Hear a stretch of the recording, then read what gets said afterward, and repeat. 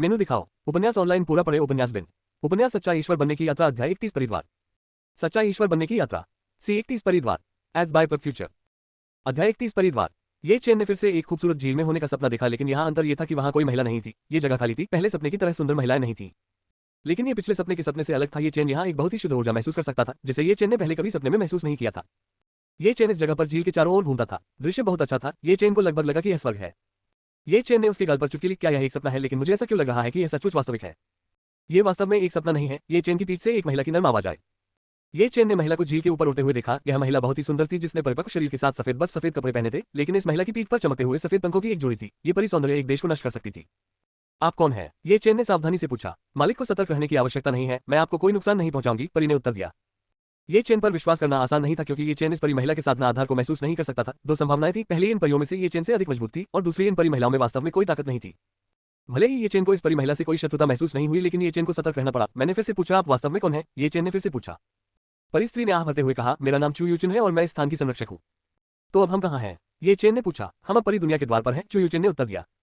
As बाय पर future. चू यूचिन के जवाब ने ये चेन को और भी अधिक भ्रमित कर दिया। परी दुनिया किस तरह की दुनिया है? इसके बजाय मैं अपने नर्म बिस्तर पर सो रहा था। ये चेन ने अपने दिल में शिकायत की। ये चेन, सुंदर परी, कृपया अधिक विवरण समझाएं ताकि मैं बेहतर समझ सकूं। चू यूचिन ने अपने माथे को छुआ और अपना सिर हिलाते हुए कहा, ठीक है, मैं समझाता हूं ताकि आप समझ सकें।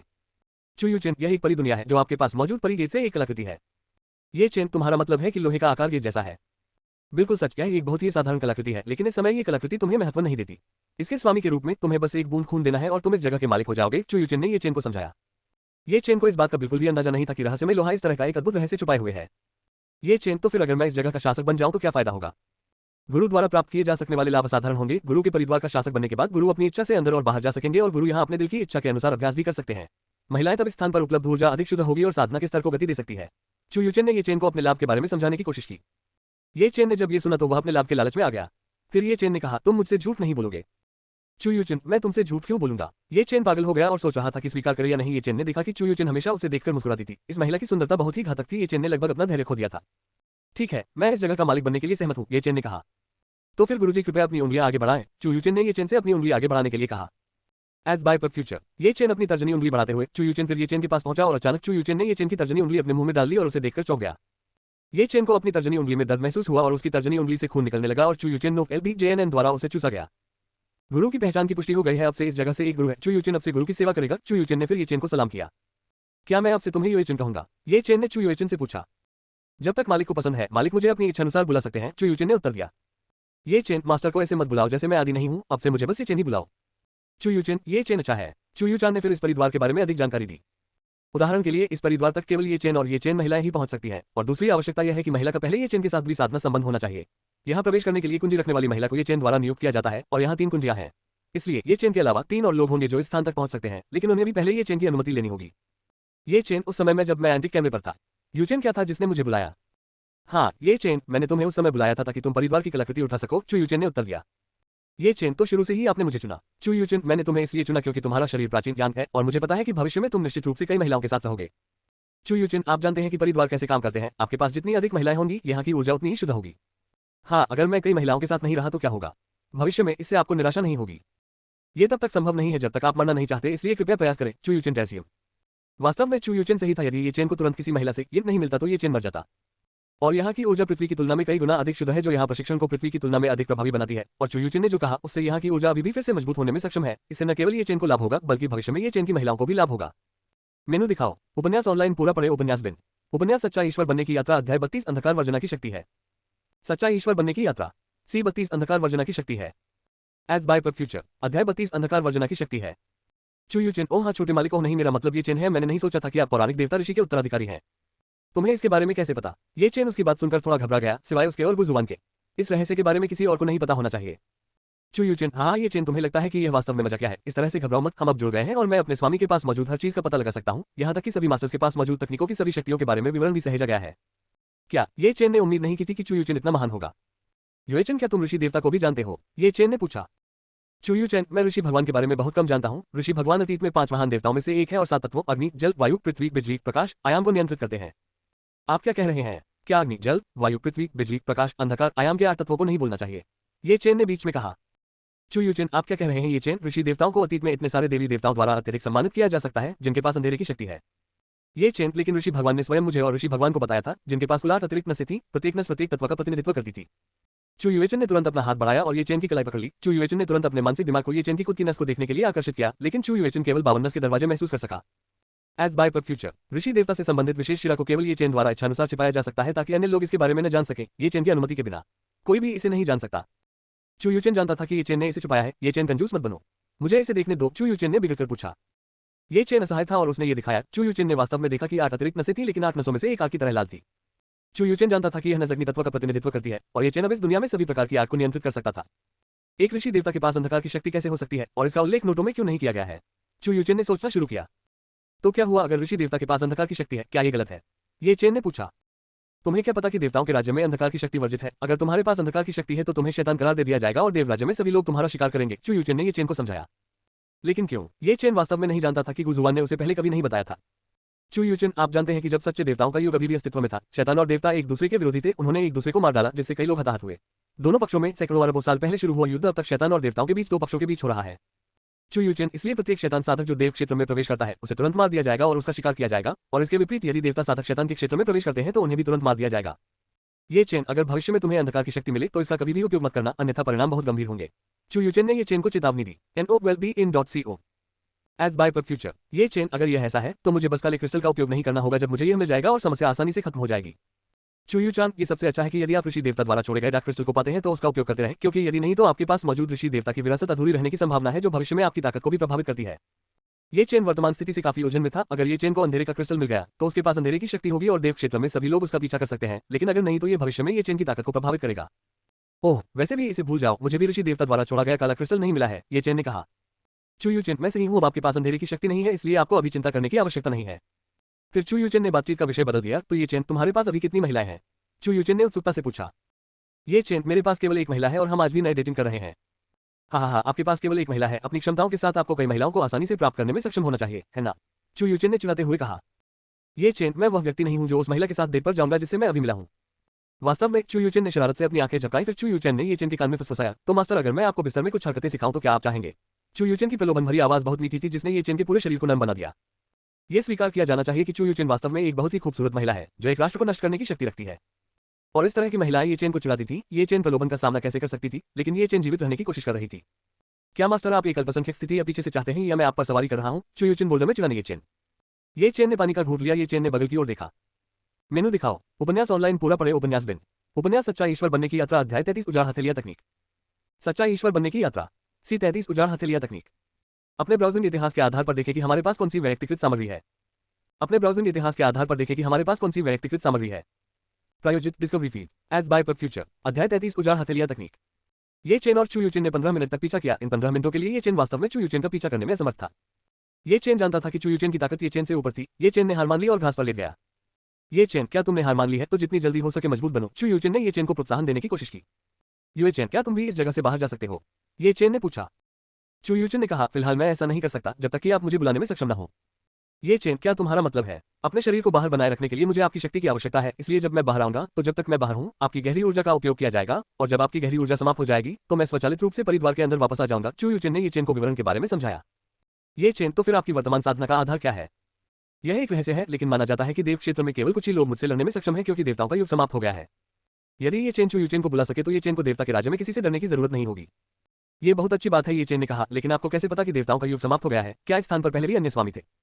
आप इस स्थान के मालिक बनने वाले पहले व्यक्ति नहीं हैं, लेकिन जिस व्यक्ति ने इस स्थान को बनाया है वो अंतिम सच्चा देवता है, जो सभी देव क्षेत्रों में पहला आध्यात्मिक हथियार मास्टर भी है। उसने इस स्थान को सबसे अच्छी और दुर्लभ चीजों से बनाया है देव क्षेत्र में। एज बाय पर फ्यूचर, ये चेन, ओह मैं समझ गया, चलो यहाँ कुछ जगह देखते हैं। चू युएचन वहां खड़ा था। उसने ये चेन का हाथ पकड़कर इस जगह का चक्कर लगाने के लिए कहा। ये चेन ने चू युएचन का अनुसरण करने के लिए इस्तीफा दे दिया। वह कई स्थानों पर गया, जैसे औषधीय पौधों के बगीचे, गर्म पानी के पैमाने भी इस जगह पर हैं, प्रशिक्षण मैदान, शस्त्रागार और गोलियां भी हैं, हथियार बनाने वाली कार्यशाला, यहाँ दोहरी खेती के लिए कमरे भी हैं, एक सुपर बड़ा बिस्तर जो दर्जनों लोगों को पकड़ सकता है। दुर्भाग्य से शस्त्रागार और गोली के अंदर कुछ भी नहीं था। तब ये चेन और चू युएचन पैगोडा के एक टॉवर की ओर बढ़े।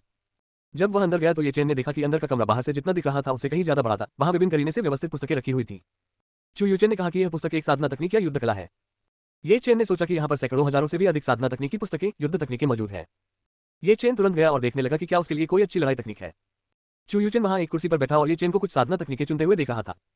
ये चेन हीरा को एक तकनीक मिली जो उनके अनुसार काफी मजबूत है और उनके लिए उपयुक्त भी है। अरे युएचन, क्या मैं ये तकनीक अपना सकता हूँ? ये चेन ने पूछा। चू यूचन, आप क्या कह रहे हैं? अब से यहाँ सब कुछ आपका है, इसलिए आप जो चाहे ले सकते हैं। ये चेन ने जो तकनीक अपनाई उसका नाम था उजाड़ हथेलियां। उजाड़ हथेलियों के 5 चरण हैं। पहला चरण एक उंगली प्रदर्शित करता है, जबकि 5वां चरण एक उंगली प्रदर्शित करता है। एज बाय पर फ्यूचर। ये चेन फिर अध्ययन करने के लिए प्रशिक्षण कक्ष में गया और उसी समय इसे आजमाना चाहता था। किसी तकनीक को समझने में आमतौर पर काफी लंबा समय लगता है, लेकिन ये चेन ने इसे केवल एक बार पढ़ा, ये चेन इसे समझ गया था। इसलिए ये चेन ने इसे आजमाने का फैसला किया। ये चेन ने पुस्तक में लिखे यांग मूवमेंट को अपनाया। ठीक उसी समय परिवार पर आकाश जो मूल रूप से उज्ज्वल था अचानक काला हो गया। ये चेन उजाड़ हथेलियां पहली उंगली तकनीक, एक हाथ जो बादलों के पीछे से एक प्राचीन आभा उत्सर्जित करता है। हाथ की हथेली में केवल एक उंगली खुली होती है, जबकि अन्य 4 उंगलियां बंद होती हैं। डेसलेट पाम फिर अभ्यास कक्ष में फर्श पर गिर पड़ा और एक जोरदार आवाज बम बम की, जिससे पूरा प्रशिक्षण कक्ष थोड़ा हिल गया। ये चेन इस तकनीक से काफी संतुष्ट थे। हालांकि डेसोलेट पाम इस अभ्यास कक्ष में फर्श पर कोई खरोंच भी नहीं कर सका, लेकिन प्रभाव को देखते हुए ये निश्चित रूप से काफी मजबूत था। ये प्रशिक्षण कक्ष विभिन्न प्रकार के मजबूत पत्थर पालियान से बनाया गया था, इसलिए इसे नष्ट करना काफी कठिन था, भले ही वह चू यूचन ही क्यों न हो। ये चेन ने फिर से कोशिश की, दूसरी उंगली की उजाड़ हथेलियों की तकनीक के दूसरे स्तर की कोशिश की। आसमान फिर से अंधेरा हो गया है, लेकिन अब ये पहले से कहीं ज्यादा अंधेरा है। ये चेन उजाड़ हथेलियों दूसरी उंगली तकनीक, इस बार प्राचीन आभा से बाहर आया हाथ पहले की तुलना में बहुत मजबूत था और उसके हाथ की हथेली ने 2 उंगलियां खोल दी। बम बम। उत्पन्न ध्वनि बहुत अधिक तीव्र है। उत्पादित शक्ति भी पहले स्तर की तुलना में कई गुना अधिक मजबूत है, जो अभ्यास कक्ष में बहुत अधिक कंपन पैदा करती है। हाँ, बहुत शक्तिशाली तकनीक। ये चेन हंसा क्योंकि वह इस तकनीक से संतुष्ट था। दूसरे स्तर का उपयोग करने के बाद ये चेन को लगा कि उसका शरीर बहुत कमजोर हो गया है। ये चेन को लगा कि उसकी दृष्टि धुंधली हो गई है और ये चेन फर्श पर गिर गया और बेहोश हो गया। एज बाय पर फ्यूचर। चू यूचन जो दूर से देख रहा था, केवल अपना सिर हिला सकता था। हालांकि चू यूचन को यह स्वीकार करना पड़ा कि ये चेन की समझ में गति बहुत अच्छी थी, लेकिन ये पता चला कि ये चेन काफी मूर्ख था, जो दूसरे स्तर की उजाड़ हथेलियों की तकनीक का उपयोग करने के बाद बेहोश हो गया। ये चेन को अपने शरीर में मौजूद गहरी ऊर्जा की सीमा का पता नहीं था, क्योंकि दूसरी उंगली की उजाड़ हथेलियों की तकनीक का बोझ ये चेन के वर्तमान शरीर में मौजूद गहरी ऊर्जा का सामना करने में असमर्थ था। चू यूचन फिर ये चेन के पास गया जो उस समय फर्श पर गिरा हुआ था। चू यूचन फर्श पर बैठ गया, फिर ये चेन का सिर उठाकर अपनी जांघों पर रख दिया। चू यूचन ने ये चेन के बालों को सहलाया। ये चेन को देखकर जो इस समय शांति से सो रहा था, चू यूचन खुश हो गया। चू यूचन ने ये चेन के सुंदर चेहरे को देखा और चू यूचन को लगा कि वह इससे ऊब नहीं रहा है।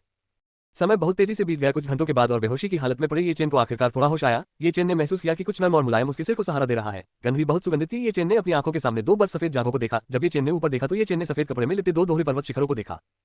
तभी चू यूचन का चेहरा 2 पर्वत चोटियों के पीछे दिखाई दिया। चू यूचन ने ऊपर देखा और कहा, ये चेन, क्या तुम जाग रहे हो? ये चेन तुरंत चू यूचन की गोद से उठ गया और चू यूचन के पास बैठ गया। ये चेन ने फिर चू यूचन से पूछा, यूचन, मेरे साथ क्या हुआ? आपने अभी अभी डेसलेट पाम्स तकनीक का प्रयोग किया है और आपकी गहरी ऊर्जा समाप्त हो गई है और फिर आप बेहोश हो गए हैं।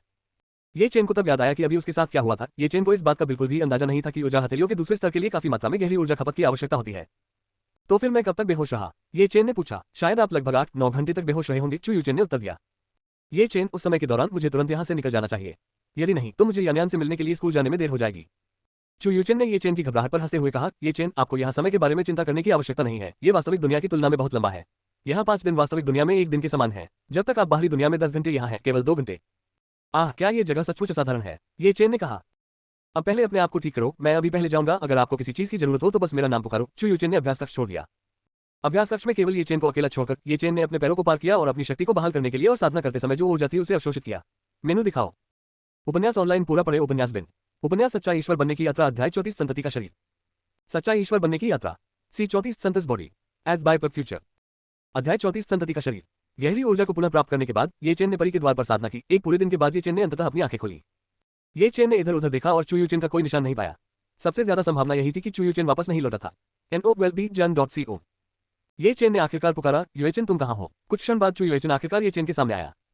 जब चू यूचन ये चेन के सामने आया तो ये चेन की नाक से लगभग खून बहने लगा था, क्योंकि यान चू यूचन ने जो पोशाक पहन रखी थी वह अब गीली हो चुकी थी और ये चेन चू यूचन के अंडरवियर को देख सकता था।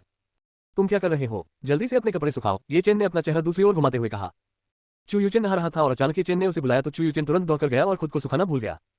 चू यूचन ने अपना हाथ हिलाया और एक हवा ने उसे घेर लिया और कुछ ही सेकंड में चू यूचन के बाल और कपड़े पहले से ही सूख गए थे। तो फिर तुम मुझे क्यों बुला रहे हो? चू यूचन ने पूछा।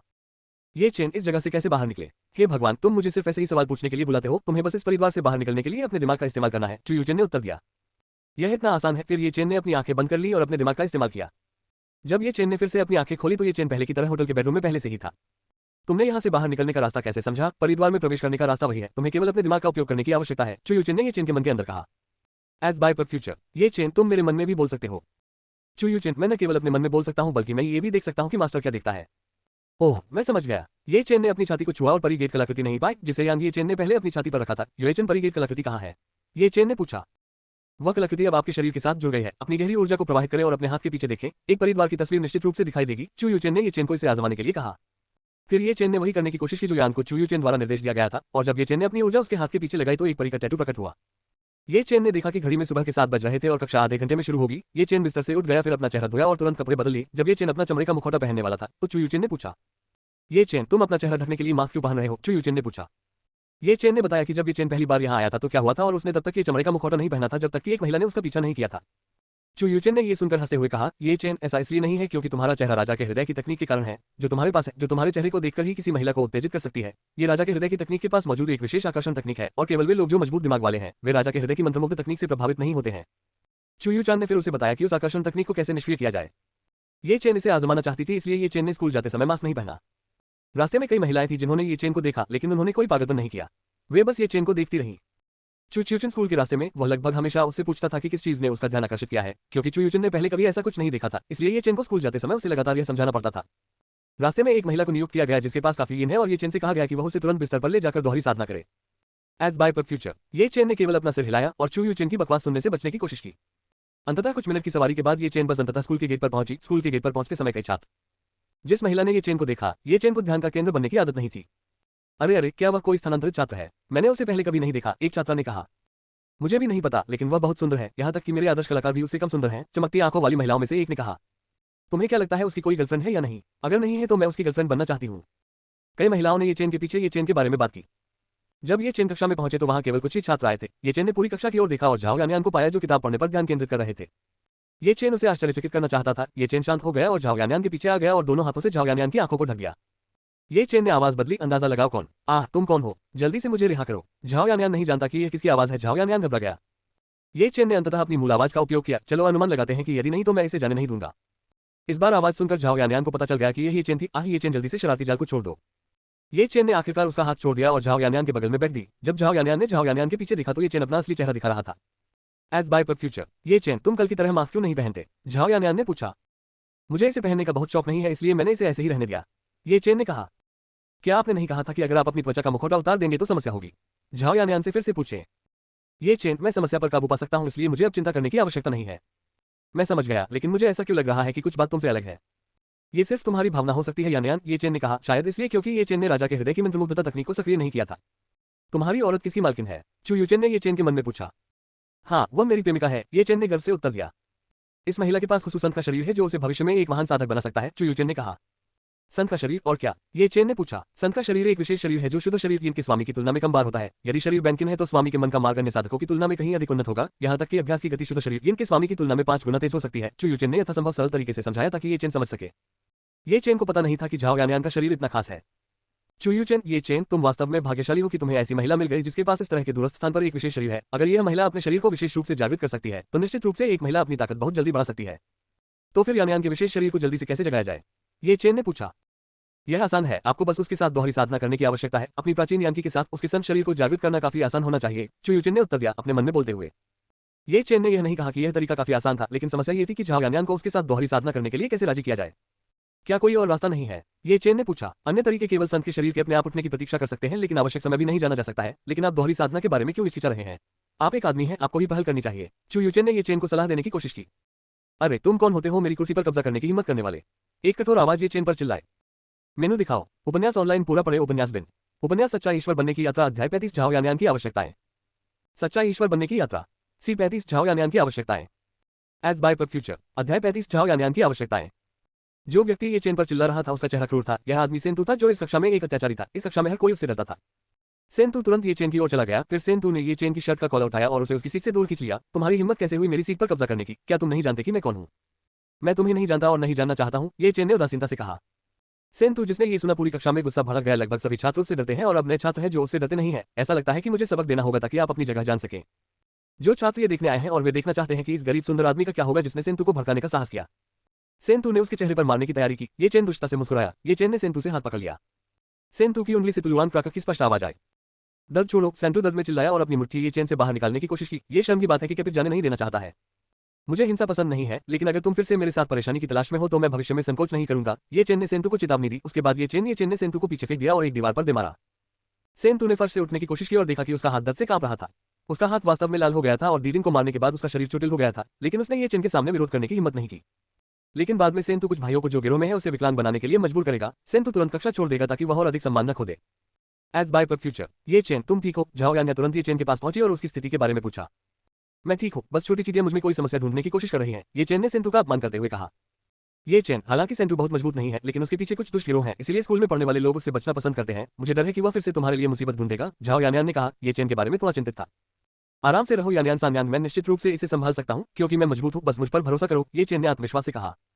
यानयान हमेशा ये चेन की कही बातों पर विश्वास करता है, इसलिए ये चेन और झाओ यानयान भी अपनी सीटों पर लौट आए। झाओ यानयान वापस किताब पढ़ने चले गए। यानयान, तुम आज सुबह अंग्रेजी क्यों याद कर रही हो? ये चेन ने पूछा। झाओ यानयान ने कहा, आज अचानक परीक्षा होगी, रूक्सी की बड़ी बहन ने मुझे बताया। ये चेन, ओह यह इस तरह से निकला। तुम्हें भी लड़ना होगा, अगर तुम्हारे ग्रेड अच्छे हैं तो मैं तुम्हें एक विशेष उपहार दूंगा। यानयान ने यानयान को प्रेरित करने की कोशिश की। वह विशेष उपहार क्या है? ये चेन इस बात को लेकर काफी उत्सुक था कि झाओ यानयान उसे क्या उपहार देगा। हे, झाओ यानयान ने हंसते हुए कहा, यह एक रहस्य है, अगर आज के टेस्ट में आपका स्कोर अच्छा है तो मैं इसे दे दूंगी, लेकिन अगर परिणाम खराब रहा तो पुरस्कार रद्द कर दिया जाएगा। मैं बाद में इसका इंतजार करूंगा। ये कहकर ये चेन अपनी मेज पर सो गया। एज बाय पर फ्यूचर, अरे तुम सो क्यों रहे हो आइस? भले ही झाओ यानयान को उम्मीद थी कि ये चेन और भी अधिक उत्साहित होगी। झाओ यानयान को यह नहीं पता था कि ये चेन ने स्कूल के सभी विषयों को याद कर लिया था, क्योंकि ये चेन की उत्तर देने की क्षमता 100% सटीक होनी चाहिए। झाओ यानयान ये देखकर असहाय हो गया और फिर सीखने में लग गया। मुझे नहीं पता कि झाओ यानयान द्वारा जगाए जाने तक ये चेन कितनी देर तक सोया था। अरे राजा, सो जाओ, रूक्सी बहन का पाठ जल्दी शुरू होगा। जल्दी उठो। झाओ यानयान ने ये चेन को जगाने की कोशिश की। हाँ, अभी यानयान का समय क्या हो रहा है? ये चेन ने अपनी आंखें रगड़ते हुए पूछा। ये चेन को झाओ यानयान के पास सोने में वास्तव में सहज महसूस हुआ। अभी तो 11 बजे बज चुके हैं, झाओ यानयान ने असहाय भाव से कहा। हाँ, मैं 3 घंटे से अधिक सो चुका हूँ। ये चेन वास्तव में केवल कुछ मिनट सोना चाहता था, लेकिन उसने उम्मीद नहीं की थी कि मैं 3 घंटे से अधिक सोऊंगा। हाँ, और आपने उसकी शिक्षक से संबंधित 2 अन्य विषयों को छोड़ दिया है। झाओ यानयान ने दूसरी तरफ देखा और ये चेन को अनदेखा करना शुरू कर दिया। यानयान, क्या मैंने गलती की? मुझे खेद है। ये चेन जानता था कि झाओ यानयान गुस्से में था। झाओ यानयान फिर ये चेन के साथ आमने सामने। ये चेन इसे मेरा अनुरोध मानते हैं। भविष्य में निश्चित रूप से मेरे दादा मुझे देश के सर्वश्रेष्ठ विश्वविद्यालय में डाल देंगे। अगर आप वहां प्रवेश नहीं कर सकते तो मैं क्या करूंगा? मैं आपसे अलग नहीं होना चाहता।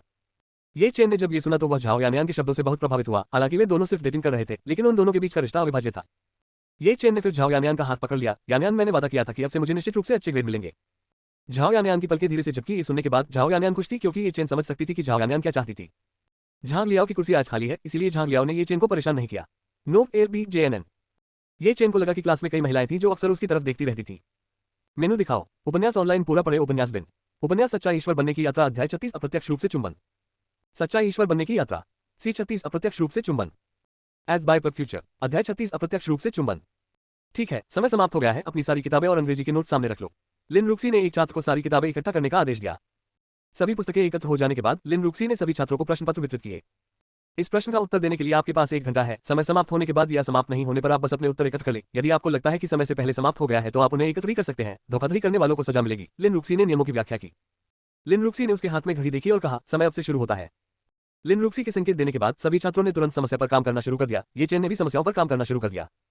ये चेन ने प्रश्न देखा और यह करना बहुत आसान था। ये चेन ने फिर सभी प्रश्नों के उत्तर लिखना शुरू कर दिया। केवल 10 मिनट के भीतर उत्तर पत्र के चेन पहले से ही लेखन से भर गया था। ये चेन अपनी सीट से उठकर आगे आया। फिर ये चेन ने उत्तर पुस्तिकाएं इकट्ठी की और वापस अपनी सीट पर बैठ गया। ये दृश्य कक्षा में सभी छात्रों ने भी देखा। लिन रूक्सी ने अपनी घड़ी देखी और पाया कि समय लगभग 10 मिनट चल रहा था और ये चेन ने पहले ही उत्तर पुस्तिकाएं एकत्र कर ली थी। लिन रूक्सी ने तब ये चेन से कहा, ये चेन, क्या तुम निश्चित हो? इसे एकत्र करने के लिए अभी भी 50 मिनट बाकी हैं। तुम पहले इसे ठीक क्यों नहीं कर लेते? शिक्षक लिन, मैंने जो उत्तर लिखा है उस पर मुझे पूरा भरोसा है। ये कहने के बाद ये चेन अपनी सीट पर लौट आया। अजीब बात यह है कि पूरी कक्षा ने ये चेन को दया की नजर से देखा। भले ही इस कक्षा में सभी छात्र अपने पाठों में होशियार नहीं थे, लेकिन वे इतने मूर्ख भी नहीं थे कि वे लापरवाह मूल के साथ उनका उत्तर दें। ये उनके होमरूम शिक्षक लिन रूक्सी के विषय थे। अगर किसी को 30 से कम अंक मिले तो निश्चित रूप से मास्टर लिन रूक्सी द्वारा पूरे दिन का व्याख्यान होगा। ये चेन, तुम उत्तर इकट्ठा करने के लिए इतना परेशान क्यों हो? ज्यादा समय नहीं है, क्या तुम्हें उत्तर का यकीन है? झाओ यानयान को ये चेन की चिंता हुई जब उसे खराब ग्रेड मिले। ये चेन, शांत हो जाओ यानयान डार्लिंग, मैं अपने जवाब से आश्वस्त हूँ। वैसे बाद में मेरे लिए पुरस्कार क्या है? ये चेन संतुष्ट होकर हंस रहा है। झाओ यानयान का चेहरा तुरंत लाल हो गया। हफ भूल जाओ, अगर आपको खराब स्कोर मिलता है तो बस सावधान रहें। उसके बाद झाओ यानयान ने उन अंग्रेजी सवालों के जवाब देने पर ध्यान केंद्रित किया। ये चेन प्रतीक्षा करते करते काफी उब गया था। अभ्यास परीक्षा समाप्त होने में अभी भी लगभग 40 मिनट बाकी थे, इसलिए ये चेन झाओ यानयान से इन अवशोषित करते हुए सो गया। No LBJNN। लिन रूक्सी ये चेन की वर्कशीट के बारे में काफी उत्सुक थी, इसलिए लिन रूक्सी ने ये चेन द्वारा लिखी गई सामग्री को देखा। लिन रूक्सी उसे जितना अधिक देखती उतना ही अधिक आश्चर्यचकित होती। ये चेन के सभी उत्तर लगभग लिन रूक्सी द्वारा बनाई गई उत्तर कुंडी के समान ही थे। लिन रूक्सी को जिस बात ने चौंकाया वह ये थी कि ये चेन ने याद के सभी प्रश्नों को केवल 10 मिनट में हल कर दिया था। एज बाय पर फ्यूचर, लिन रूक्सी को नहीं लगता था कि ये चेन पाठों के मामले में काफी होशियार थी। ये स्पष्ट था कि ये चेन की वर्कशीट ठीक थी और ये चेन के उत्तरों में कोई भी गलत नहीं था। ये पहली बार था जब लिन रूक्सी के यहाँ पढ़ाना शुरू करने के दौरान इस कक्षा में किसी को भी पूर्ण अंक मिले थे। लिन रूक्सी ने उस जगह की ओर देखा जहां ये चेन बैठा था और लिन रूक्सी ने देखा कि ये चेन सो रहा था जबकि अन्य छात्र अभ्यास परीक्षा पर काम कर रहे थे। लिन रूक्सी जिसने ये देखा उसने अपना सिर हिला दिया। लिन रूक्सी वास्तव में उसे फिट करना चाहता था, लेकिन ये चेन के लिए ये ठीक था। अंततः परीक्षा का समय समाप्त हो गया और सभी छात्र कक्षा के सामने उत्तर पुस्तिकाएं एकत्र कर लेते हैं, जिनमें झाओ यानयान भी शामिल था। लिन रूक्सी ने तब सभी छात्रों की उत्तर पुस्तिकाओं के परिणामों को सही किया। छात्र अपने उत्तरों के परिणामों के बारे में बहुत उत्साहित नहीं थे। 15 मिनट बाद लिन रूक्सी ने छात्रों को एक एक करके बुलाया और स्कोर पढ़ा। 30, 41, 35, 51, 47, 39 यहाँ आने वाले औसत छात्रों के परिणाम यहाँ तक कि कोई भी 60 के मूल्य को नहीं छूता है। ये चेन अंततः समझता है कि इस कक्षा को सबसे खराब कक्षा क्यों कहा जाता है। यहाँ आने वाले छात्र परीक्षा में बहुत बुरे हैं। झाओ यानयान ग्रेड 90, लिन रुक्सी ने परीक्षा के परिणाम पढ़े। जब पुनः परीक्षण के परिणाम पूरे वर्ग के लिए जोर से पढ़े गए, ये हमारे दिल में देवी होने के योग्य है। मूल्य बहुत अच्छा है। या तुम सही कह रहे हो, हम बहुत भाग्यशाली हैं कि झाओ यानयान अभी भी हमारी कक्षा में भीख मांगता है। छात्र पुरुष छात्रों ने झाओ यानयान की प्रशंसा की। झाओ लिन रुक्सी ने फिर परिणाम झाओ यानयान को सौंप दिया। यानयान का अच्छा काम है। लिन रुक्सी फुसफुसाए और केवल झाओ यानयान के साथ। झाओ यानयान इससे नाखुश था। झाओ यानयान को इस बात की चिंता थी कि ये चेन को क्या मूल्य मिलेगा। ये चेन के परिणाम है। जब लिन रुक्सी ने ये चेन के परिणाम पढ़े तो सभी छात्र उत्सुक हो गए, क्योंकि ये चेन ने अपने उत्तर के परिणाम केवल 10 मिनट में ही एकत्र कर लिए थे, जिससे सभी छात्रों ने अनुमान लगा लिया कि ये चेन ने लापरवाही से उत्तर दिया है। लिन रुक्सी सौ जब लिन रुक्सी की बात खत्म हुई तो क्लास के सभी छात्र शांत हो गए। उन्हें लगा कि उनसे कोई गलती नहीं हुई है। सुनिए टीचर, लिन रुक्सी ने अभी क्या कहा था। ये चेन ने परीक्षा के परिणाम को स्वीकार कर लिया और 3 अंकों की संख्या देखी जो सती। झाओ यानयान जो उसके बगल में था, उसने परिणाम के साथ साथ आश्चर्य में अपना मुंह बंद कर लिया। एज बाय पर फ्यूचर, गुरुजी, हो सकता है ये चेन ने किताब से धोखा किया हो। ये चेन ने जरूर धोखा किया होगा। कैसे उसे इतने अच्छे अंक मिले। सेन तू ने सबसे पहले विरोध किया और उसके बाद कक्षा के कई पुरुष छात्रों ने भी इसका विरोध किया। जबकि छात्राएं ये चेन को सितारों भरी निगाहों से देखती हैं। छात्राएं के मन में ये चेन सुंदर होने के साथ साथ बहुत स्मार्ट भी है। कौन सी महिला है जो सुंदर और स्मार्ट पुरुषों को पसंद नहीं करती है। झाओ यानयान अधिक खुश है क्योंकि उसके पुरुष अच्छे ग्रेड प्राप्त करते हैं। चुप, लिन रुक्सी ने रूलर को मेज पर पटक दिया, जिससे बाजार की तरह शोर मचाने वाली कक्षा शांत हो गई। आप सभी को लगता है कि ये चेन ने पुस्तक से परिणाम की नकल की है, तो मैं पूछता हूं कि क्या आपने किसी को सिर्फ 10 मिनट में खत्म करने के लिए नकल करते देखा है। लिन रुक्सी ने फिर कक्षा में सभी छात्रों से पूछा। कक्षा में सभी छात्र चुप थे क्योंकि उन्हें याद आया कि ये चेन ने केवल 10 मिनट में परीक्षा समाप्त कर ली थी।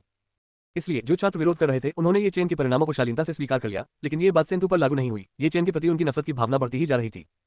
ये देखने के बाद कि छात्र इसे स्वीकार करने में सक्षम थे, लिन रुक्सी ने कहा, आज का पाठ यहाँ समाप्त होगा। आप जो 50 से कम अंक प्राप्त करते हैं तो आपको अभ्यास प्रश्न 50-60 करना होगा और इसे कल एकत्र करना होगा। जो एकत्र नहीं करते हैं वे कक्षा में नहीं आ सकते हैं। अब आप आराम कर सकते हैं। जिन छात्रों का स्कोर 50 से कम है उनके चेहरे पर अचानक उदासी छा जाती है, जिनमें सेंतु भी शामिल है। यानयान, मुझे मेरे उपहार से अच्छे ग्रेड मिले हैं, ये चेन ने अधीरता से पूछा। हम यहाँ नहीं, मैं इसे बाद में तुम्हें दे दूंगी, झाओ यानयान ने लाल चेहरे के साथ कहा। तो फिर आप मुझे उपहार कहाँ देंगे, ये चेन ने फिर पूछा। झाओ यानयान, चलो पहले स्कूल के पीछे वाले बगीचे में चलते हैं। ये चेन गंदे विचारों के साथ सोचने लगा, शायद यानयान अपना शरीर उसे दे देगी। जब वे दोनों स्कूल के पीछे पार्क में जाने के लिए तैयार होते हैं तो लिन रुक्सी पुकारती है, ये चेन, मेरे साथ मेरे कार्यालय आओ।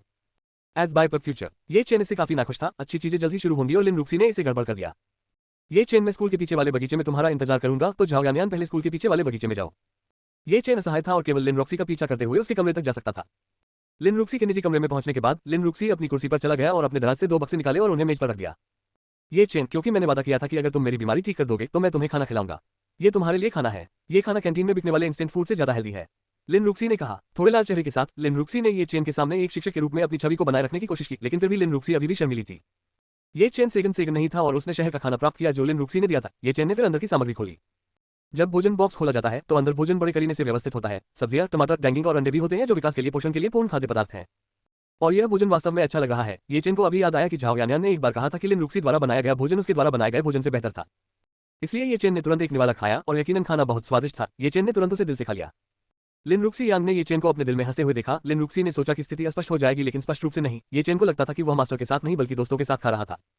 लिन रुक्सी ने भी अपने लिए भोजन की आपूर्ति खोली और भोजन के डिब्बे में जो था वह लगभग वही था जो ये चेन ने खाया था। लिन रुक्सी ने भी उसे खाना शुरू कर दिया, लेकिन धीरे धीरे और शालीनता से। ये चेन ने अंततः डिब्बे का सारा खाना खा लिया। लिन रुक्सी ने फिर पूछा कि अगला उपचार कब किया जाएगा। ये चेन ने जवाब दिया कि उपचार कुछ दिनों में हो जाएगा और तरीका अभी भी वही है, अर्थात मालिश। लेकिन अंत में ये चेन शेष ठंडी हवा को निकालने के लिए एक सुई का उपयोग करेगा और लिन रुक्सी पूरी तरह से ठीक हो सकेगी। जब ये चेन ने कहा कि लिन रुक्सी के मसाज को कल रात की अभद्र चीखें याद है, लेकिन सौभाग्य से ये चेन ने इस पर बिल्कुल भी चर्चा नहीं की, तो लिन रुक्सी को राहत महसूस हुई। लिन रुक्सी ने एक कप लिया और ये चेन के लिए चाय डाली। लिन रुक्सी जहां से रही थी, एक पत्नी की तरह थी जो भोजन करते समय अपने पति की सेवा कर रही थी। लेकिन लिन रुक्सी को इसका एहसास नहीं था और बस बहकने के कारण लिन रुक्सी ये चेन की खाने की गति से हैरान थी। लिन रुक्सी के भोजन के भंडार में अभी भी थोड़ी कमी थी, लेकिन ये चेन का खत्म हो गया था क्योंकि ये चेन ने अलविदा कहना समाप्त कर दिया था और जाने के लिए तैयार थी, क्योंकि झाओ यानयान के साथ अभी भी एक नियुक्ति बाकी थी। शिक्षक लिन, मैं पहले जाऊंगा। ये चेन उठकर लिन रुक्सी से संबंधित कमरे से बाहर निकल गया। लिन रुक्सी ये चेन के प्रस्थान को देखकर वास्तव में लिन रुक्सी ये चेन के साथ एक साथ भोजन करने में सक्षम होने के लिए खुश था, क्योंकि यह पहली बार था जब लिन रुक्सी ने विपरीत लिंग के साथ खाया था और क्या अभी भी उसका अपना छात्र था। लिन रुक्सी ने गिलास उठाया और चाय का घूंट लिया और फिर उसे पी गया। पीने के बाद लिन रुक्सी ने देखा कि उसके बगल में एक और गिलास था। लिन रुक्सी को तब एहसास हुआ कि उसने जो गिलास पीने के लिए बनाया था वो ये चेन का था। ऐसा लग रहा था कि लिन रुक्सी ने गिलास लेकर गलती की थी। लिन रुक्सी चिल्लाए, मैंने अभी ये चेन के पुराने नाम से शराब पी है। ये वह नहीं है जिसे अप्रत्यक्ष रूप से चुंबन कहा जाता था। ये कहने के बाद लिन रुक्सी का चेहरा सेब की तरह लाल हो गया। इसके अलावा ये चेन उसका शिष्य था। जितना अधिक लिन रुक्सी इसके बारे में सोचता था उतना ही उसका चेहरा लाल हो जाता था। ये चेन को ये दृश्य पता नहीं था क्योंकि ये चेन पहले ही पूरी गति से स्कूल के पीछे के बगीचे की ओर निकल चुका था। मेनू दिखाओ। उपन्यास ऑनलाइन पूरा पढ़े। उपन्यास बिन। उपन्यास सच्चा ईश्वर बनने की यात्रा, अध्याय 37। झाओ यानयान का अपहरण कर लिया गया। सच्चा ईश्वर बनने की यात्रा C37। झाओ यानयान का अपहरण कर लिया गया। एज बाय पर फ्यूचर। अध्याय 37। झाओ यानयान का अपहरण कर लिया गया। ये चेन जो बैकयार्ड स्कूल के बगीचे में पहुंचे थे, ये चेन ने झाओ यानयान के ठिकाने की खोज की, लेकिन ये चेन को वह नहीं मिला। ये चेन को एक बहुत बुरा पूर्वाभास हुआ। ये चेन ने देखा कि तितली रिबन जिसे झाओ यानयान अक्सर इस्तेमाल करते थे, जमीन पर गिर गया। ये चेन ने फिर तितली रिबन लिया और यह पता चला कि रिबन गिर गया था और किसी ने उसे तब तक रौंद दिया जब तक कि वह क्षतिग्रस्त नहीं हो गया।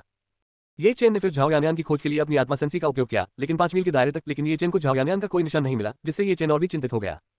फिर ये चेन ने अपनी सीमा को अधिकतम 10 मील तक बढ़ा दिया, लेकिन फिर भी ये चेन को झाओ यानयान के ठिकाने का कोई संकेत नहीं मिला। युए चेन, क्या तुम झाओ यानयान को ढूंढने में मेरी मदद कर सकती हो? ये चेन ने झाओ यानयान का पता लगाने के लिए चू युए चेन से मदद मांगने की कोशिश की। चू यू चेन, हाँ ये चेन मैं कर सकता हूँ, लेकिन मुझे आपकी मेडलम ऊर्जा का उपयोग करना होगा। ये चेन, अच्छा है। तब ये चेन ने महसूस किया कि उसकी गहन ऊर्जा बहुत तेजी से चूसी जा रही थी। अगर ये लंबे समय तक होता रहा तो ये चेन की गहन ऊर्जा समाप्त हो सकती थी।